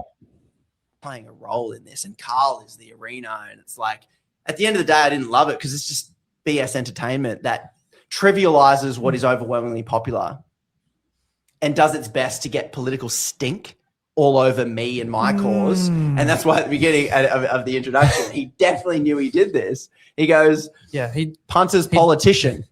He dead named her. He He gave you a different name to undermine your authority. That's exactly what he did. We're both playing a role in this, and Carl is the arena. Oh, yeah. It's like, big conspiracy. at the end of the day, I didn't love it. Hey. Big conspiracy. Yeah, big conspiracy. But this is the one about Hughesy. Sorry, that was the one I meant to play, that one there, but I'll play this one about Hughesy. Dave Hughes. I know he was just on your pod. We had him about 6 months ago before he went rogue. Yeah, we had him when he was under concussion. We didn't have the concussion anti-negative gearing. Like, he'd done a Legends game and he came on the pod the next day. Oh, nice. When he broke his ribs. Oh, that's right. We didn't have. I don't get with Dave Hughes because he's anti-negative gearing and he's but I feel like I've now got another dad in my life who I love. Yes. Who I can't get their attention. I'm like, I'm going to be following. His comments. I'm trying to get. Hey, Dave, look at me, because I want to get him on my pod. Because I want to chat to him. Because I feel like he's the perfect. He's the perfect dad. That's like, oh, what the bloody hell's going on? Hughesy loses. I love that. And I just feel like I've got another dad in my life that won't listen to me. But watches Sky News, and I'm like, Dad, Sky News is property investors. And he keeps rattling on. But look at the objections. Oh, he's left the reservation, as you said. The comedian's like, before he went rogue. Before he expressed an opinion different to yours. That's right. Before he started thinking for himself. Yeah, we can't have that. I just want to play the Carl Stefanovic one because I think it was good, this one. He's kind of positioned himself as this anti-establishment. I'm, Team Joe Rogan. I'm taking it on. I'm just a bloke. I'm a bloke. He has been, last 20 years, the highest paid media personality in Australia. Definitely top 5. He'd be up there. And it is interesting that now he's positioning himself when One Nation is skewing that way, when there's kind of this, I would say, populist right-wing push to then have a podcast where he's having these people on. Like, that seems like a grift. Did you sense that from him when you're on his podcast? When you're with him, no. Like, he's the most personable. But this is why you don't. I've heard that as well, that in person, he's very personable and is like, he's got amazing skin. He glows you up. But he also he gives me the vibe of like, he will say whatever it is that's nice and polite. And you got confronted. So the reason I wanted to show you that is just the framing, right? These are people, and the truth was in what he said, right? It was telling. He goes, this is the highest paid, or he's at least in the top 5. Okay, is he the highest paid, or is he in the top 5? You've made a claim, and then you've instantly backed away from it. But also understand, like, the implication there is that there's something different that this new emerging right-wing podcast sphere is doing that's different and nefarious compared to what the mainstream media used to do. That Carl Stefanovic emerging out of the mainstream media into the blog sphere has to be this sort of dirty tactical move where he's now playing dirty. The media have always been clickbait. Their job is not to keep you informed. Their job is to keep you coming back so that they can keep selling your eyeballs to advertisers. That has been the business model since long before any of us were born. That has not changed. Sorry to cut you off. Can we just state that one more time? The only reason the news exists is to line the pockets of the executives who are in charge of getting. Their job is to keep you coming back. It is not to keep you informed. It has never been to keep you informed. This has been true for hundreds of years since the printing press and the newspaper first emerged. Newspaper editors very quickly figured out that the truth doesn't sell. If it bleeds, it leads. Make it dramatic, make it sound big. Selling newspapers was the priority, and keeping you coming back, feeling like you had to buy tomorrow's newspaper as well, was the priority. So the media are not some paragon of virtue doing a public service, and this right-wing blog sphere is this nefarious thing that's just trying to suck you in and keep you coming back for more. No, the media have been trying to suck you in and keep you coming back for more for literally hundreds of years. There is no difference. What Carl Stefanovic is doing is a natural extension. He's following where the audience is going. He's recognized the audience is going that way. And if he was already thinking about leaving mainstream media, and I assume that he was, right? I don't know for sure. He and I haven't talked about this, but I assume. Sorry? 20 years as the host. It's a long time. So I assume that he was already thinking about life post mainstream media, and he's seen a trend and he's gone, if I move now, I can be on that trend before any of the mainstream channels have figured out that this trend exists and is important and is going to be long-term and sustainable and that they should get on board. So he's seen this moment where he's gone, I'll have a first mover advantage because I can bring the mainstream audience with me and ride the wave of where the alternative media is going. He's in a pretty unique position to be able to do that. And I think that's exactly what he's trying to do. I like it. I'm all for it. I think it's very, very clever on his part. He's got some really remarkable people on that journey with him. So I think he's actually going to do really, really well. But for people like Punter to turn around and be like, oh, this is just him being cynical. No. This is exactly what media and news have always been about. It's about entertainment, finding an audience and giving that audience what they want. This is no different. So I've got a reel coming out today. I'm going to film it after we do this. I'm talking about, have you heard of the progressive sledge, the pick me girl? Yeah. Very common among Gen Z. And sorry, you mean women who aren't selfish, self-centered, misandrist, anti-men types? Yeah, I've heard of them. Yeah. Yes. So it's basically just an insult for anyone who doesn't understand. For any woman who steps out of line, typically a conservative one, and the accusation is that she's debasing herself for male approval. So, you know, for example, because I'm a conservative woman, which, to be honest, they don't care what the difference is. That's what I'm called now. That's the label. Yeah. I'm wearing a blue turtleneck, so I guess I'm fulfilling my cosplay. But it's just cold in Melbourne. Someone said that to me the other day. They're like, "Oh, the turtleneck's a real good touch." I'm like, "It's cold. That's why I'm wearing it." Okay. That aside, you know, this whole new thing it's pick me. Oh, you're a pick me girl. And in this reel, I talk about the people who throw that sledge are typically the most pick me of them. And they're not pick me by men. You know, saying that I desperately need male approval is ridiculous. Abby Chatfield and her ilk, the people who usually use that sledge, need the desperate approval from the algorithm, right? You know, I'm not talking about approval from your audience. The algorithm is lucrative. So it is the same though. In the end, the algorithm and the audience are the same. But to be clear, they are picking the algorithm because it's lucrative. It's the financial incentive. Yeah. And so when you accuse someone of being a pick me, you know, basically what you're saying is they don't actually have those opinions. They're doing it because they're performing. But who's more performative than someone who's progressive, right?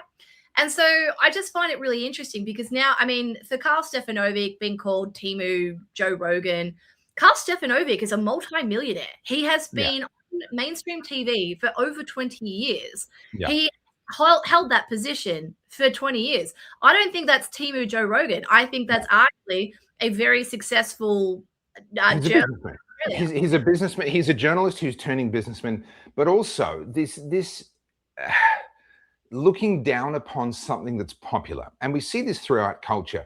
There's people that are like, oh no, I was really into that band before everybody else discovered them. But as soon as everybody else discovered them, I decided they weren't as good as they used to be. And they're too mainstream now, right? Yeah, exactly. And there is this thing that goes on where if something is popular, it is assumed to be inferior.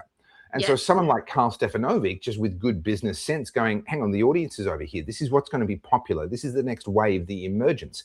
And that's good business, but it's going to get elitists sneering down their nose at you. And that's exactly what we're seeing with Karl at the moment.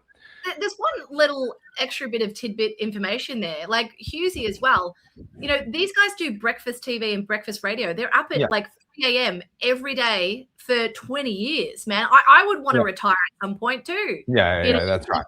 That's right. But the interesting thing about this, we talked before about how Drew Pavlo's been signed to Karl. And there's another one who it's not my place to announce the news, so I won't. But we're seeing quickly that a lot of these independent commentators have been picked up. But caveat there, certain ones are and certain ones aren't. And I want to explain why people are getting picked up and why people aren't. So to be clear, this is all financial. This is people are looking at eyeballs. It's a business. Yeah. It's business, 100%. And so there's an incentive there for people who want to monetize things or who see value in other people. They are going to sign that person up, get them on a contract and make money off them. That's just how the world works. Yeah, but that's how media works. A far more difficult position. It's the contrarian who says the unpopular thing when it's least popular but it matters the most. I mean, you say this often, right? The only It time sucks that to be right early, but that's the only time it matters. Yep. right. So who has who's less of a pick me? The contrarian woman who says the unpopular thing, or it's the person who says the common thing and gets the accolades of social media? So when I hear someone like punters and all that say that, it's like, yeah, they left the reservation, as you said. Punters has amassed a massive following for saying the current trendy thing. That's it. That's how you built your audience. Same with Abby Chatfield. Same with all of them. They said the current popular thing. I finally today recorded my video about this whole gas tax thing. I've been really reticent to do it because what I have to say on this topic is going to piss off absolutely everybody. Nobody is going to like what I have to say. But what I have to say is the truth, and I believe I have the evidence to say this is what's true. And so I finally recorded that today. That's literally being edited by my editor in the Philippines right now as we speak, and you'll do a thumbnail at some point today, and then tomorrow that'll go up. But you know, it's interesting. Someone like Punter, he's done very well out of the gas tax issue. It's helped him to grow enormously. But I wonder if the gas tax issue goes away. Let's say Pauline Hanson introduces some sort of a tax when she gets elected as prime minister, or something happens. If that issue, or something. Sorry, she's doing a sovereignty fund. Kind of like Norway. Yeah. So the way that she wants to do it is more like the way that Norway have done it. And then all the people that said, we should do what Norway are doing, have gotten angry at her because she's doing it the way that Norway did it. But let's just say that issue is kind of taken off the table. Someone does something. I don't think they should, to be clear. I disagree with even Pauline's position on this. I think they're all wrong. I'm going to piss off absolutely everybody. But let's just say that issue is taken off the table. How does Punter pivot to make himself relevant? Again, this is a business, right? Punter he's been very successful. Good on him. He's grown a big audience. A lot of people like him. A lot of people don't, but that's just part of that, comes with the territory. You and I talk about that all the time. But he has ridden a single topic by his own, admission. He talks about the fact that this gets more views. This is the topic of all of his topics. This is the one that's the lightning rod. How does he proceed if that lightning rod is taken off him? And that I will find very interesting. In the event that that happens, I'll be watching Punter with interest to see how does he navigate this? What does he try and do? Does what he attempts to do work? Does it not? Does it backfire? My brand is not built on a single issue. My brand is built on trust and people's confidence that I believe what I'm saying and that I've done my research. I'm not always right, but I believe what I'm saying and I've done my research and I'm right a lot more than I'm not. And so I could theoretically pivot to any new issue that comes up and people will trust that I've applied that same rigor to whichever issues may come up. In his case, it's a little bit different. And he's going to be a really interesting test case in the event that some sort of a gas tax is introduced. Where does he go from there? That will be interesting to watch in his case. Or I would also argue that, as we already know, the political pendulum swung, and it becomes financially irresponsible to keep doubling down on these positions that he's held for a long point, because all of a sudden everyone's back over on this side of the political aisle. Does he coalesce and then join it, or does he stay as like a contrarian, or what is he going to do? I don't think that the gas tax is going to be one where people swing. I think the majority are wrong, including Punter. Punter's in the majority. He has majority support on tax. I mean, he's very progressive. He's just on his politics more generally. Yeah, but having said that, if Australians are becoming more political, then that's going to mean that there's more opportunity than ever before in Australia to do what you do, what I do, what Punters does. And we can have smaller niches. So this is something that I'm observing here in the US. Obviously, 350 million person population, so something like 13 times whatever it is the size of our population, but also much more politically passionate, much more engaged. And what that means, just that sheer scale, means that you can have a huge audience whilst being very narrow in your focus, right? You think about an Australian with 2 million followers. Who is that? Well, Isaac Butterfield. Not even Avi. I think he's sitting a bit below 1 million. I think last time I paid any attention to that. He's over 1 million now, Avi. Is he over 1 million? Okay, yeah. So well done him. But that's like, but in America, a 2 million person following is just only a little bit over 0.5% of the population, right? So you can be much more specialized, much more focused, and the niche that you're in is massive. Now, if Australians begin to get much more politically engaged, then people like punters, people like you, people like me, can remain focused on whatever the niche is that we're all about. I mean, being a libertarian is not exactly the pathway to riches and glory in Australia. I can tell you that from 17 years of bitter experience. I always have a chuckle when people tell me that I'm only in it for the money. I'm like, yeah, 17 years, I was really playing the long game there. I picked one of the smallest, most niche political worldviews in a country that doesn't care about politics. And that was my plan for getting rich 17 years later, sure. But if Australians are going to get much more politically engaged, then I think actually, even if the pendulum is moving against someone like Punter, let's assume that turns out to be true, and I think it will be. But even so, if simultaneously people are getting much more engaged, then probably the size of the niche that he has to work with will get bigger, not smaller.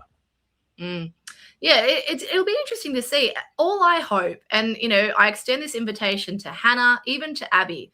People think I hate Abby. I don't hate her. I just vehemently disagree with her political positions. And not to bring her up, but the reason I was doing that whole pick me thing today is because she's put out. I'll show you. I have to show you. Another one, really? This is. Oh, there's not enough whiskey in the world.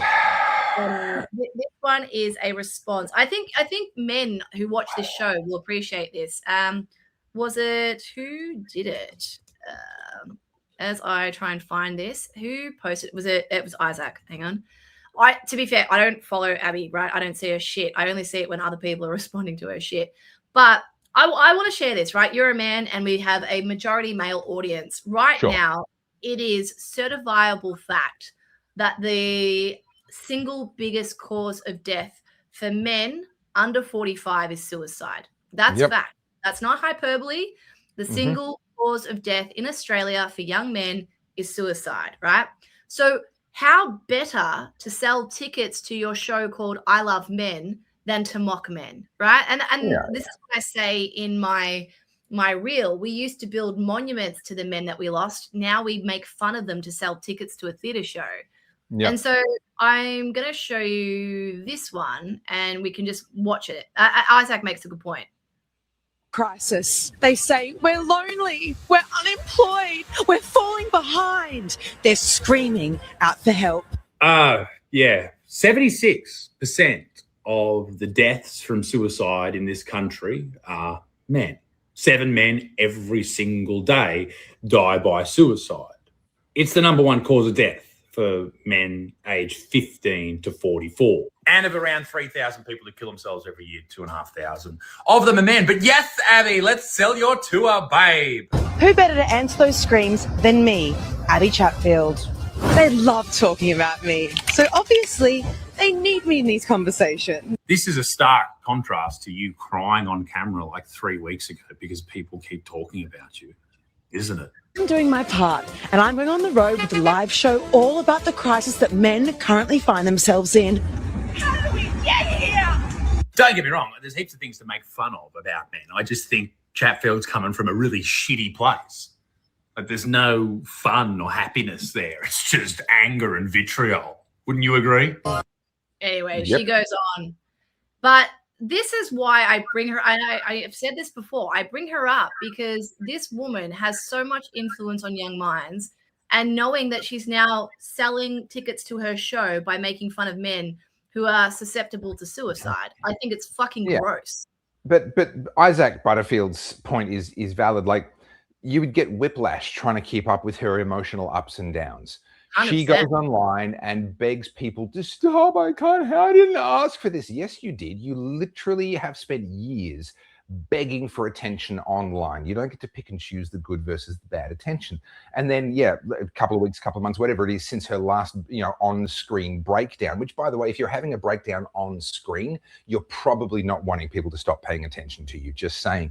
But literally only a couple of weeks or months after her last on-screen breakdown, here she is marketing her tour like this. Like there is a level of cynicism there. We've talked about mental health and so forth before.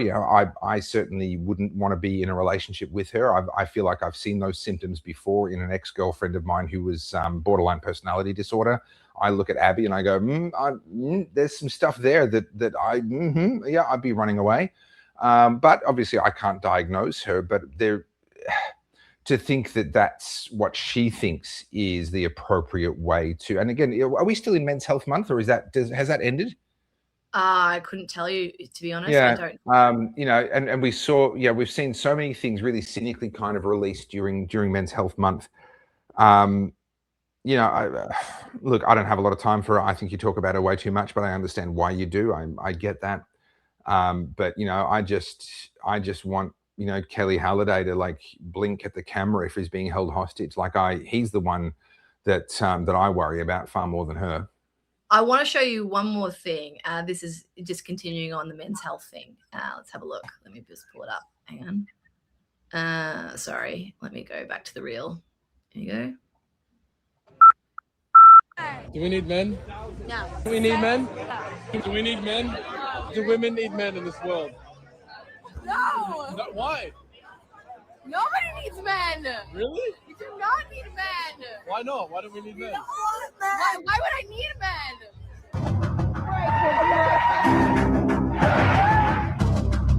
You will feel fatigue. You will feel fear.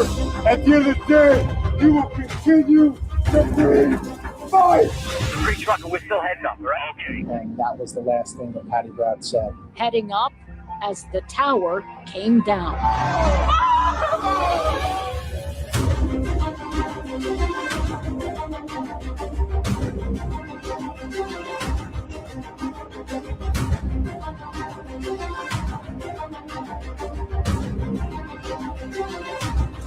How many of you, 13, you have been here 10 days? You are very strong. Yeah.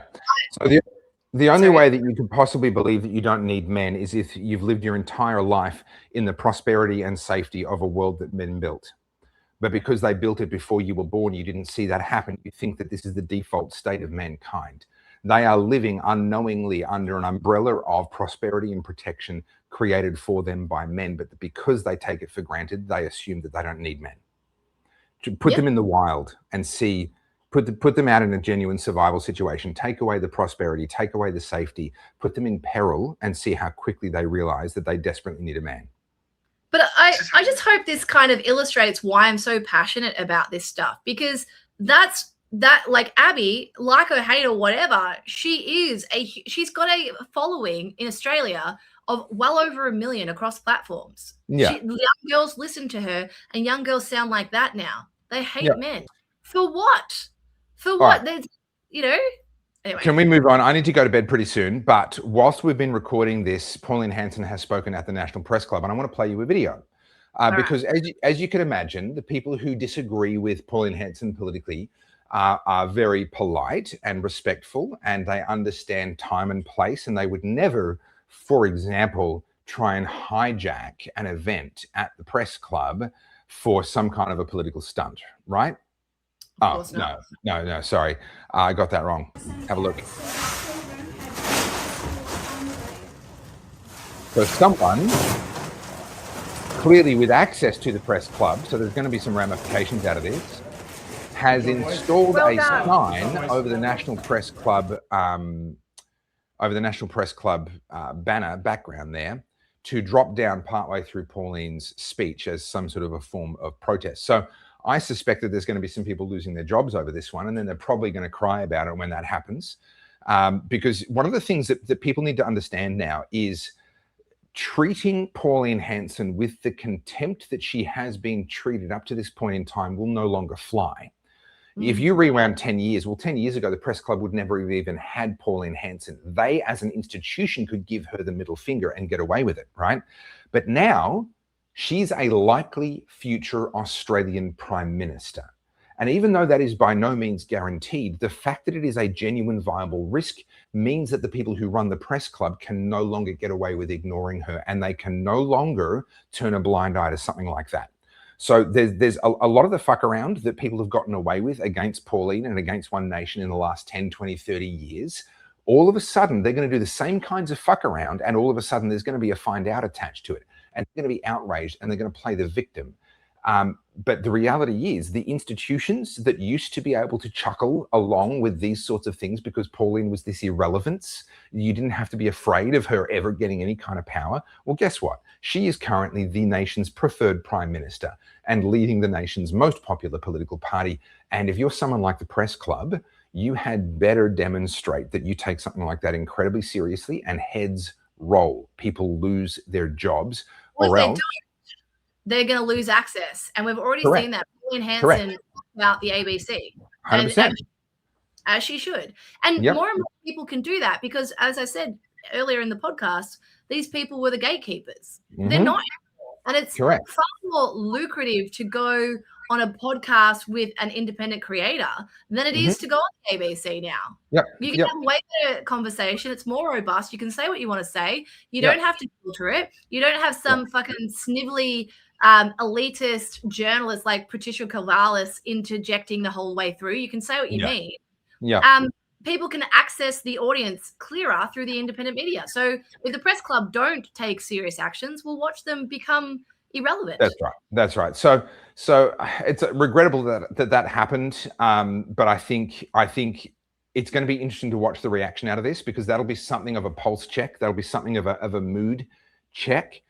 If I'm right, then this will be taken pretty seriously, and the Press Club themselves will go out of their way to make sure that their response to this incident itself gets press. They will want to be seen in the media to have having taken some pretty decisive and pretty final action against whoever was responsible for that. Right, we've got two more topics. We have to get to the rape gang inquiry, but I just want to bring up some of the updates because this is happening as you and I are podcasting. So what is happening at the Press Club? So obviously the protest banner, and then she continues speaking. This is just from the 9 News website. An activist has taken credit. So who is the activist? Get Up. Get Up. Oh, there you go. Interesting. So if Get Up were organizing that at the Press Club, they're going to regret that. That seems... That is not going to end the way that they imagine that ends. So, yeah, we'll see what's going there. When asked about abolishing the SBS and the crucial service it provides to non-English speakers, Hanson told a journalist for the broadcaster that she would be unemployed under One Nation. I can understand your question. You're going to be without a job. Somebody buy that woman a chainsaw. I want to see her on election night doing her acceptance speech with a chainsaw in hand. The abortion question. This question fucking bores me, man. She's not against abortion for medical reasons. I'd rather educate women to use contraceptives than to use abortion. Too many abortions in this country anyway. And she described an abortion at the 20-week mark as too late. That's going to ruffle feathers because the progressives think that you should be able to abort a baby after it's been born. Well, yeah, and that's not actually hyperbole. That's obviously not a mainstream idea, but there are certainly very influential people, who do believe that. Here we go. Hanson clashes with Guardian reporter. She entered into a fire exchange with the Guardian reporter Sarah Martin, who asked her about her daughter Lee Hanson, who is running for election in Tasmania. She called Martin a trashy journalist promoting a smattering of shocked murmurs and laughter in the room. She accused the reporter of repeatedly bashing her in articles. I'm telling you now, don't come near me for an interview in the future, she said. I didn't get her that job. She got that job on her own merits. Hanson added of her daughter's candidacy as a One Nation senator. And she's gone on to talk about Islam. You guys can go look this up. I'm just seeing if there's anything massive. She did make a comment that I was looking for about migration, but it seems to have dropped off the page because there's a lot coming out. Right. People can look that up. Let's not just be reading through the notes. People can watch the video for themselves. I want to see this. Big changes will be made to the ABC and the SBS will be axed entirely under a One Nation government, Hanson said. Hanson delivered her controversial plans for the government-funded broadcasters if elected and claimed the SBS would be gone under her leadership. There's no need for it anymore, she says. The ABC will still exist, but it will be in a very different form. Yes, indeed. Yes, indeed. All right. Let's get to the bad one and let's wind it up because it's getting late over here in America and I need to go to bed because I have a speaking engagement tomorrow. But we must make our audience very happy because we promised them a 2-hour show. So you are going to have to. All right. Yes, you're going to have to. You mean you promised them a 2-hour show? No, our Oddies are our supporters, and we got to give them what they want. Which also, guys, if you want to support the show, for us to keep going, please make sure you jump onto Ko-fi, go into our Discord. It's in the chat below. Go and chat to everyone, introduce yourself, support the show so that we can keep getting on people like Pauline Hanson, who has been on the Oddcast. I would like to get more. But this one is where the Oddcast takes a little bit of a turn. I apologize, guys. We are going to talk about this. This is the rape gang inquiry. Now, to be clear, this is not the UK government's inquiry. This is organised independently from Rupert Lowe from So this is the Restore Party. Restore Party. And I have popped it into Claude because it's a huge document. I found this just before we started recording. I haven't had a chance to look at it either. So you and I are both flying a little bit blind here. Yeah, it's 219 pages. So I just want people to be aware I have not read this document myself. But thankfully on X, there's a lot of people summarizing it. So I'm just going to bring up, and you guys can go and read this. This is perfectly accessible for everyone. So if you want to read it, put it into ChatGPT, put it into Claude, you can do that, or you can read all 219 pages yourself. But we have here, I've pulled it up. This is an ex-profile IRM guard. I'm so sorry. I don't know who that is. So let's have a look. It's an estimated. Now, to be clear, this isn't substantiated. It's an estimation. Just under 250,000 British girls have been abused. The things that stand out is a baby was abused and had cigarette stubbed out on it whilst the mother was forced to watch. Then the baby was killed. That is explosive if that's true. Girls were set on fire. Girls were sent to red rooms to be tortured, some of them killed, some of it live streamed. One girl was raped by a dog while men bet on whether it would vaginally or anally rape her. Girls were forced to have abortions. I'm struggling reading this. I didn't realize it was this bad. Sorry. Girls were forced to have abortions with knitting needles. Glass bottles, keys, baseball bats, and other objects were forced inside these girls, some of them shattering. Girls were gang raped by dozens of men in a time in party houses. Girls were whipped, hung upside down, suffocated, and urinated on. Girls as young as 5 and 6 were tied up and abused. Girls were locked in dog cages. Girls were branded with an M for Muhammad. Girls were threatened with being killed and fed to pigs. Girls were mocked for wearing a crucifix during the rapes. All of this was carried out predominantly by South Asian, Pakistani men, with smaller numbers from Somali, Iranian, Syrian, Turkish, Bangladeshi, and Iraqi men. And yet perpetrators were let off and authorities turned a blind eye, and it continues to this day because people are scared of being called a racist. Holy shit. Holy shit. Well, there goes our G rating for this episode, Carly. But this is the thing. We have to be willing to actually look at this. If this is real, and I don't believe that Rupert Lowe would be releasing this if he didn't believe that he could defend it in court. If there's even 10% of this is real, that is so explosive and so disgusting. And we've seen the lengths they've gone to. Is that 12 million people have seen it already? 13 million? 13 million so far. It was released not long ago. We've seen the lengths they've gone to try and silence Tommy Robinson. Let's give Tommy Robinson his due in all of this. He was one of the first people to call it out. He went to prison for daring to show up to a court appearance and making a relatively benign comment to the men who had been found guilty and were on their way to a sentencing hearing. And he ended up doing prison time for that. He has been dragged from pillar to post. He's gone to prison multiple times over.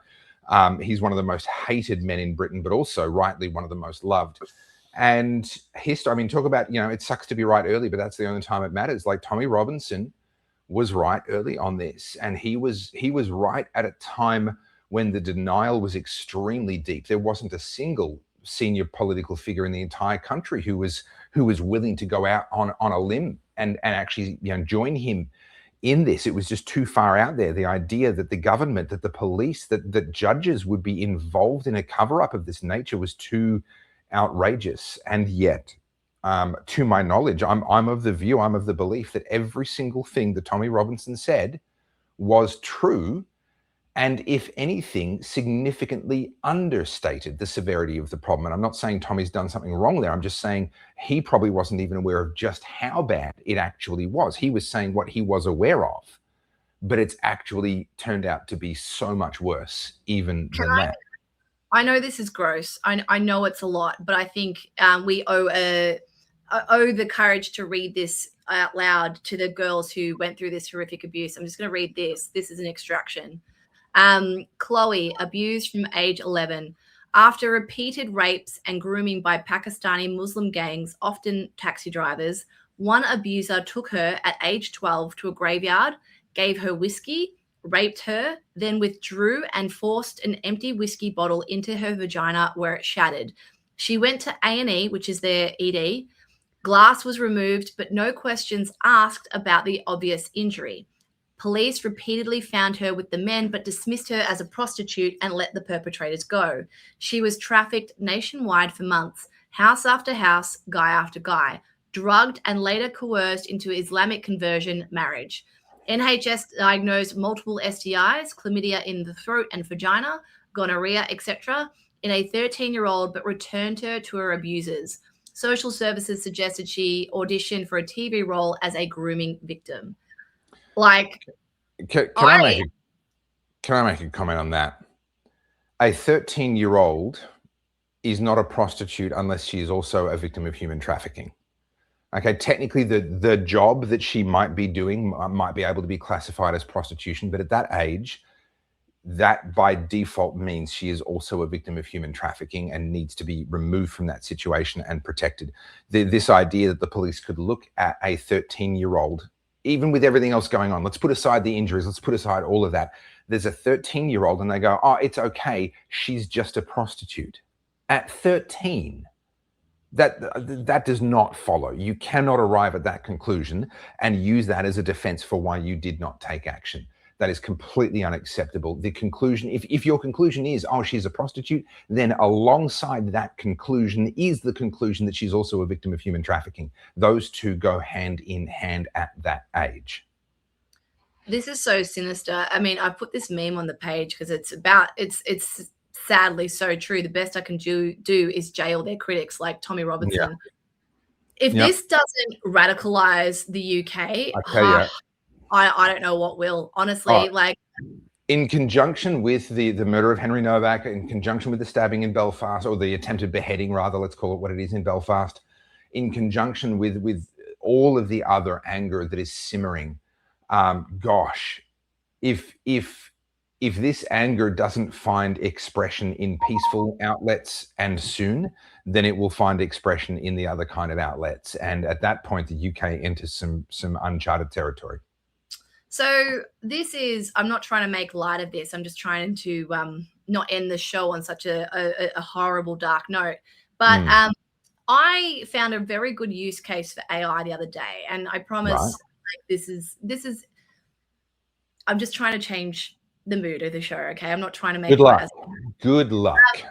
So I think a lot of people have been forced to apologize for their whiteness, right? The Anglo-Saxon roots, where colonizers were evil, and we've seen that across the West. We know that. But people are starting to reconnect to their roots. People are starting to feel like, no, I'm proud to be who I am. I want to be, I don't want to be seen as this thing. And so what I've seen a lot of happening, and actually Lewis, who was on the show 2 weeks ago, brought this to my attention. We don't need ancestry.com anymore to go back into archives and look at our heritage. And Lewis, for those who didn't see the show or watch the show because you're very upset about his AI take, he lived in Sweden for 10 years and he saw my surname and he was talking to me about Sweden. And I'm like, dude, I know nothing. I know literally in my mind, I'm more Japanese than I am Swedish. Sure. And he's like, you got to look it up. He's like, there's a lot of heritage behind your surname. And he's like, go on to Gemini. And then, so I did. And so using Google Gemini, and you guys can do this yourself. This is me encouraging you to use AI. Gemini is free. Just go onto Google, go into AI mode, and you can do this. So I gave Gemini my grandparents' names on my dad's side, where Söderström comes from, or Söderström, as Lewis has told me. I say it wrong. And it was able to help me alongside me going on to the births, deaths, and marriages registry in Australia to track my bridge ancestor. So that was the person who migrated here from Sweden. And I had been told by my family that I was second generation Aussie. We're actually more Australian than I realized. It was my great, great, great, great grandmother and her husband that migrated over from Sweden. And the reason we know this is because of all the records, and the Swedes were incredibly diligent with keeping their records. And so much so, I was able to trace my ancestry back to the Vikings. And not only am I descendant from some of the greatest people to sail the seas, I was one of the wealthiest fuckers. And I want you to read this because this is my direct ancestry. So during the Viking Age, the island of Gotland, where your great-great-great-grandmother Anna Bingström family traces back, was arguably the most important, wealthy, and active hub in the Baltic Sea. They were the ultimate traders, whilst the Norwegian and Danish Vikings were famously raiding England and France. The Swedish Vikings from Gotland sailed east. They traversed the rivers of Europe and Russia, traveling all the way to Constantinople and Baghdad. They were insanely wealthy because they were ultimately middlemen of the global trade. Gotlanders brought home unbelievable amounts of silver. To this day, more Viking-era silver coins have been dug up on Gotland than anywhere else in the world. So that, friends, is where I get my spiciness from. I am a direct descendant from the Gotland Vikings. And this matters for a couple of reasons. I think if more people trace their ancestry and understood what our ancestors fought for and what they achieved, the less you'd feel like you belong, that you need to be on your fucking knees for people like Marine Faruqi, a Pakistani migrant who's sitting there in Parliament calling us all racist. Are you fucking kidding me? Yeah. I'm done. I have had the calling from my ancestors. What say you? Well, look, I think the Vikings that went. So the Vikings used to literally. They would row their boats up European rivers until they got to essentially the ridge, the watershed. They would pull their boats out and they would hump them for kilometers over ridge lines, put them into the rivers on the other side, and then follow that the other way. And that's how they ended up in Constantinople. I think Google is being a little bit kind to you because they were quite famous for killing lots of people along with the other Vikings. The Vikings that did that were not really that much nicer. But it's okay because for every person they killed, they made another baby through rape. So it was kind of like a zero-sum game. It kind of one cancels out the other. So you don't need to feel guilty about your heritage because they definitely raped enough women to replace all of their husbands. Or get raped by Genghis Khan directly. I mean, yeah, look, I mean, I think most of us can trace our ancestry back to him just because he was so prolific. Yeah. But the funny thing about history, I actually did a video on this and I didn't go deep enough and I should go deeper, is that, the reason probably not a great expression given the topic. Sorry. I was talking about how conditioned we've become to seeing beheadings or, attempted beheadings and mass murder and all sorts of horrific things in our social media feeds. And the truth is we inherited bloodlust from our ancestors because we like to think that in the 21st century, we're so much more morally advanced and evolved than our ancestors. But the truth is always the same. Throughout history, humans are bloodthirsty. And we think that, but look at the 20th century. Look at the industrialized war complex. Look at the genocides and everything done in the name of safety and the greater good and advancing humanity. So when we talk about the Vikings or Genghis Khan or the Persians or who, it doesn't matter who it is. The death is consistent. And then consider that the worst atrocities of human history haven't happened yet. Right? I am very, very sure that statement is true. The worst atrocities of human history have not taken place yet. The kinds of atrocities that are now enabled thanks to the technology that we have are on a scale that was unimaginable to Hitler or to anyone that came before. So yeah, on that cheery note, I mean, you were trying not to leave the show on an unhappy note, but let's leave it on that one. The greatest atrocities of human history haven't happened yet. Well, I have one lighter note. Have you watched the latest season of Clarkson's Farm? It's currently out.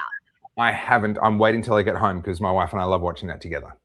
It's fantastic. And he has done more for the farming community than anyone I know. He has done wonders for highlighting it. He had I won't give away too much because I want you to watch it and enjoy it, but there's a part where it's a failed crop and it's just heartbreaking. You look at the work that went into it, and then the environment plays its role, and there's not enough rain and the crop dies and all that sort of stuff. And there's all these discussions around it.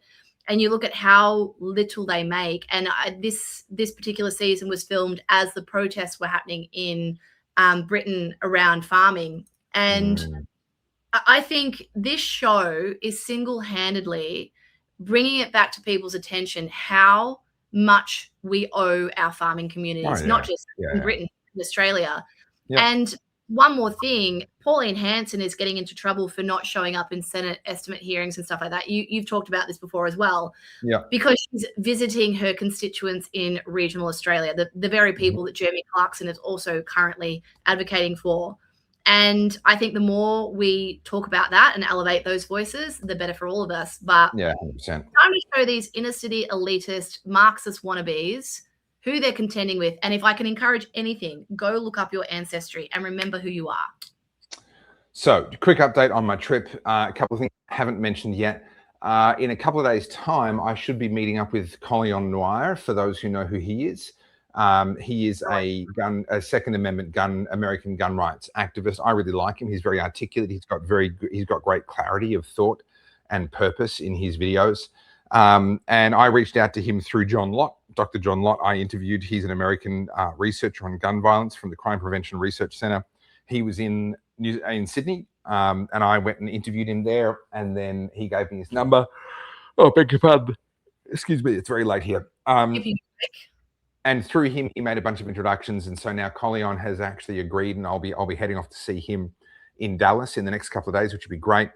And like I said earlier, there's just this ripple effect that's beginning to happen, and you know, it's a ladder that has to be climbed. But my hope, you know, and I had to start at the bottom in the US because I'm not known, even though I've climbed a lot of the ladder in Australia. You know, I've spoken at some of the biggest conferences and had some of the bigger Australian podcasts and all that stuff. The fact is, the Australian ecosystem and the US ecosystem are just not comparable. There's no comparison in the scale. There's no comparison in the number of rungs on the ladder and just how far you have to climb. But my hope was that if I just came over here willing to start at the bottom again, and to be honest, I'm not at the bottom. I already had conference invitations and these sorts of things. But if I just came over here, ate a bit of humble pie and did the work, that because I've got the 17 years of history, I've got the books, I've got the documentary, I've got the origin story around COVID, and I've got a lot to say that I've spent a lot of years saying, and I've had a lot of debates and arguments, and so I've learned how to say it fairly well, that I would be able to fast track my way up the US ladder, so to speak. And yeah, 2 weeks and 2 days in, that seems to be what's happening. So watch this space. I've announced Tim Pool. I'm telling you here on this show. I haven't announced it online yet, but Colin Noir, which is pretty cool. He's a guy I've followed for many, many years. And I think many more even bigger ones to come. Yeah, that's awesome. I think there's an appetite for fresh conversation as well. I said that before, but a lot of the times it's the same people on the same podcast, and it's a bit incestual and it gets a bit boring.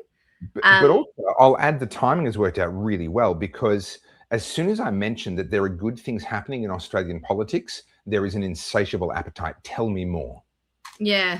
Well, they learned that we didn't know what a woman was. So I think the bar was low. I think the love for Australia is still there, and they're genuinely confused about what happened during COVID. They genuinely can't make sense of that. That doesn't match the Australia they thought they knew. And so hearing that maybe the Australia they thought they knew isn't gone, that it's just been suppressed, is something that I think is just resonating really deeply with people over here. Yeah, I think there's some truth to that. All right. So now it's time to grift. Now for the grift. Now we have a massive restock coming for the Topher Field merch store. So guys, please go to topherfield.com and buy what we have. We're out of a lot of sizes, unfortunately, but if you're particularly small or particularly large, then you'll find everything in stock. So please go and help us out. Sorry? You want to show them what's coming? Ooh, we're going to give them a sneak preview. Yeah, you can have a look at my I'm just making sure there's All something they can see on the page. Hang on. All right, everybody. You're about to get a sneak preview of some new designs. So we're restocking all the existing designs. And this is a sneak preview. We've got a couple of new designs coming out for you as well. Sorry, I put a mint in my mouth and now I sound like I'm chewing. I'm not chewing. So that one people already know. Okay, so we're doing a restock. So this one's been sold out. This was your most popular design by far. Yeah, that's sold out so fast. That sold out within a month. So this is coming back. And we're replenishing the cigar tea as well because it's sold out in cigars, most sizes. And this is a new one. So this is the it's a new old one. So we're bringing back the original history design with a bit of a refresh with the new colors and everything. We're doing a non-black tea. It's not on black. This is, whoa, we're getting adventurous here, everybody. We're getting adventurous. I know. Every tea up until this date has been black. We now have navy. And it's a really nice... That does look nice. That's actually a really nice color combination. Allow me to show you. 1 minute. Wow. This is just... This is my fabric swatch book. And you are going to be... It probably won't show up on screen, but this one. Yeah. Yeah, right. Yeah, nice. I think that'll look great. Very nice. And while I've got it open. It's nice. Ladies, there's a pink one coming. This one. Ooh, we're bringing back a hot pink. We did a limited edition hot pink a long time ago. So which design is coming in hot pink? Hang on. Let me add it back to stage.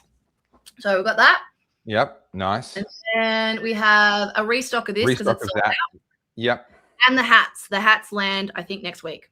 Yeah, good. So the 1984 hats are coming back into stock because they sold out as well really quick. And this is the new hoodie. So guys, we are bringing an updated Good People Break Bad Laws. The new colors, the new font, a little bit of an angle, and it's going to be on the back of the hoodie. So this won't be in the way. Yeah, the hood won't be in the way. It's got the TF on the hood, and yeah, like so good. And then we are bringing it in a t-shirt. Oh, we are now. Excellent. Yep. I thought we weren't. Okay, very good. Oh, yeah. I am savvy with my budget. All right. Excellent. And well done. Well played. We are doing it in a pink for the ladies. Yes. And so that's on the back. So think free on the front, Good People Break Bad Laws on the back. I like. A complete refresh of Topher's merch. And so under the bottom there where it says Good People Break Bad Laws, underneath that little tiny bit of text, that's Topher Field, I assume. Hang on. Yeah. Let me zoom in for you. Ooh. Oh, yeah. No, that's fine. Yeah. Cool. I just couldn't see it because I've got bad eyes and it was really small on the screen. Cool. Yeah. All it required was me eating some chicken feet and some full strength Coke, and I was able to negotiate us some good deals. I assume full strength cocaine. No, worse, full strength Coke, which I despise. So okay. Well, you poor thing. Well done. I'm really looking forward. I'm looking forward to having everything back in stock because there have been a lot of people asking for things or looking for things, and we just haven't had them. And I love what we're doing with the merch. I love the direction that we're going in, but doing it the way that we are means that when we're out of stock of something, we have to kind of restock it, and that takes time and blah blah blah. So we've just got that logistical reality, and scale solves that problem. If we were moving 1,000 garments a month, then we would have the scale to always have everything in stock. But when we're moving, far fewer than that, obviously, then each restock has to be considered much more carefully because it's an investment into months worth of sort of sales stock, etc. And obviously, this is how I'm trying to fund what I do and pay for Carly and pay for myself. And this trip is being funded out of all of that. So guys, please do get behind it. Go to topherfield.com, grab whatever we still have that you like, that works for you. That's going to help me right now. And then obviously keep an eye out for when this restock is announced. Once we have the date, we'll put it all up for sale. And I that'll keep be really cool. forgetting to tell everyone, we have our own merch for the Oddcast. There is the 10 time tee. So we have that in stock in all sizes. It's on Topher's website. So if you love the merch, and you want to wear a sick retro design t-shirt, it is cool. It is very cool. Tangent Time t-shirt. Yep. Head to Ko-fi as well. That's the barcode, the QR code that's on here. And Carly, close us out. Grift your AI course. Genuinely, everybody, if you recognize that you need to know more about AI than you do and have more confidence than you do, listen to Carly. I recommend it. She helped me tremendously. So tomorrow night kicks off our third masterclass. And if you join up now, you get access to all three. So you get the foundations of AI, the beginner's introduction to AI, and then how to build a website. Now, even if you don't want to know how to build a website, I'm going to show you a whole bunch of tools, how you can actually use AI to streamline your job, to help you build a sales funnel, to help you generate leads, to help you improve your business, to help you with SEO. We're going to be going through a whole host of tools. It's going to be in depth. It's extensive. And moving forward, all of my AI masterclasses will be more tutorial based. So you'll be learning things. And upcoming, we've got a prompt engineering workshop. We have got image gen and video gen. We've also got agentic AI, so how to use AI agents to automate tasks, which I have been loving doing because, boy, when you are a team of one, you need these things. And just one more thing on the whole Pauline Hanson using Filipinos. If they would stop raising the minimum wage to such crazy high costs, which, you know, and then taxing us so that there is no cash flow, we wouldn't be looking to the Philippines. I would love to hire an editor for myself, then I could more content, but unfortunately, that's not a thing. So AI now the best thing I've got. Thank you very much. I now have a team of 5 thanks to my AI agent. So if you want to learn that, you can learn that at carlzjsoda.com. Carly. Yes. I'm not trying to start nothing.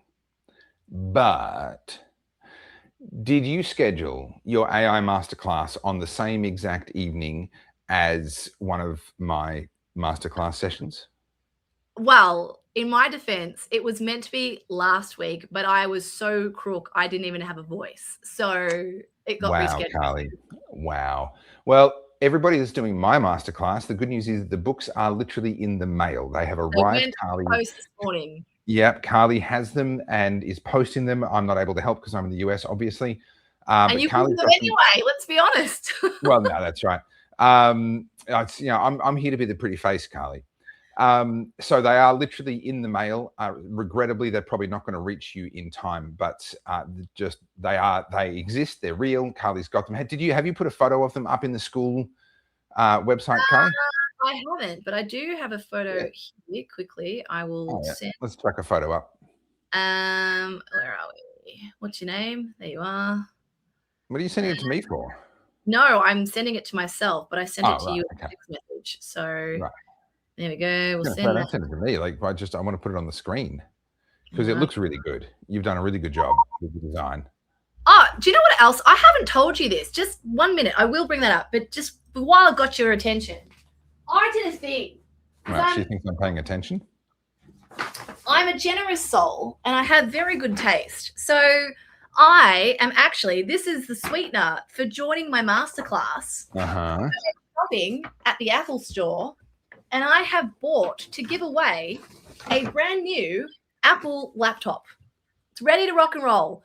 And I haven't even opened it. I want to open it. So do you know how much I want to just pull that tab? And I haven't. So I'm giving away a brand new Apple laptop to someone who joins up to Masterclass 3. Which truck did that fall off? This came out of my own pocket. Can I tell you? You walked into an Apple store and you bought something and you're going to part with that thing? I really don't want to, if I'm honest. I believe you. I believe that you don't. I'm stunned that you are. I'm gobsmacked. I want this green laptop so bad. It's so cool. And the reason I love it. Yeah, that color doesn't do it for me. But anyway, so come on, show us the workbooks. Go on. Oh, I was gonna say I can't open the laptop. That's for someone to win and enjoy that unboxing process themselves. Mm-hmm. But this is the workbooks. I just sent them to myself. Where are they? Desktop downloads. Hang on. Where'd they go? Where'd you go? Where'd you go?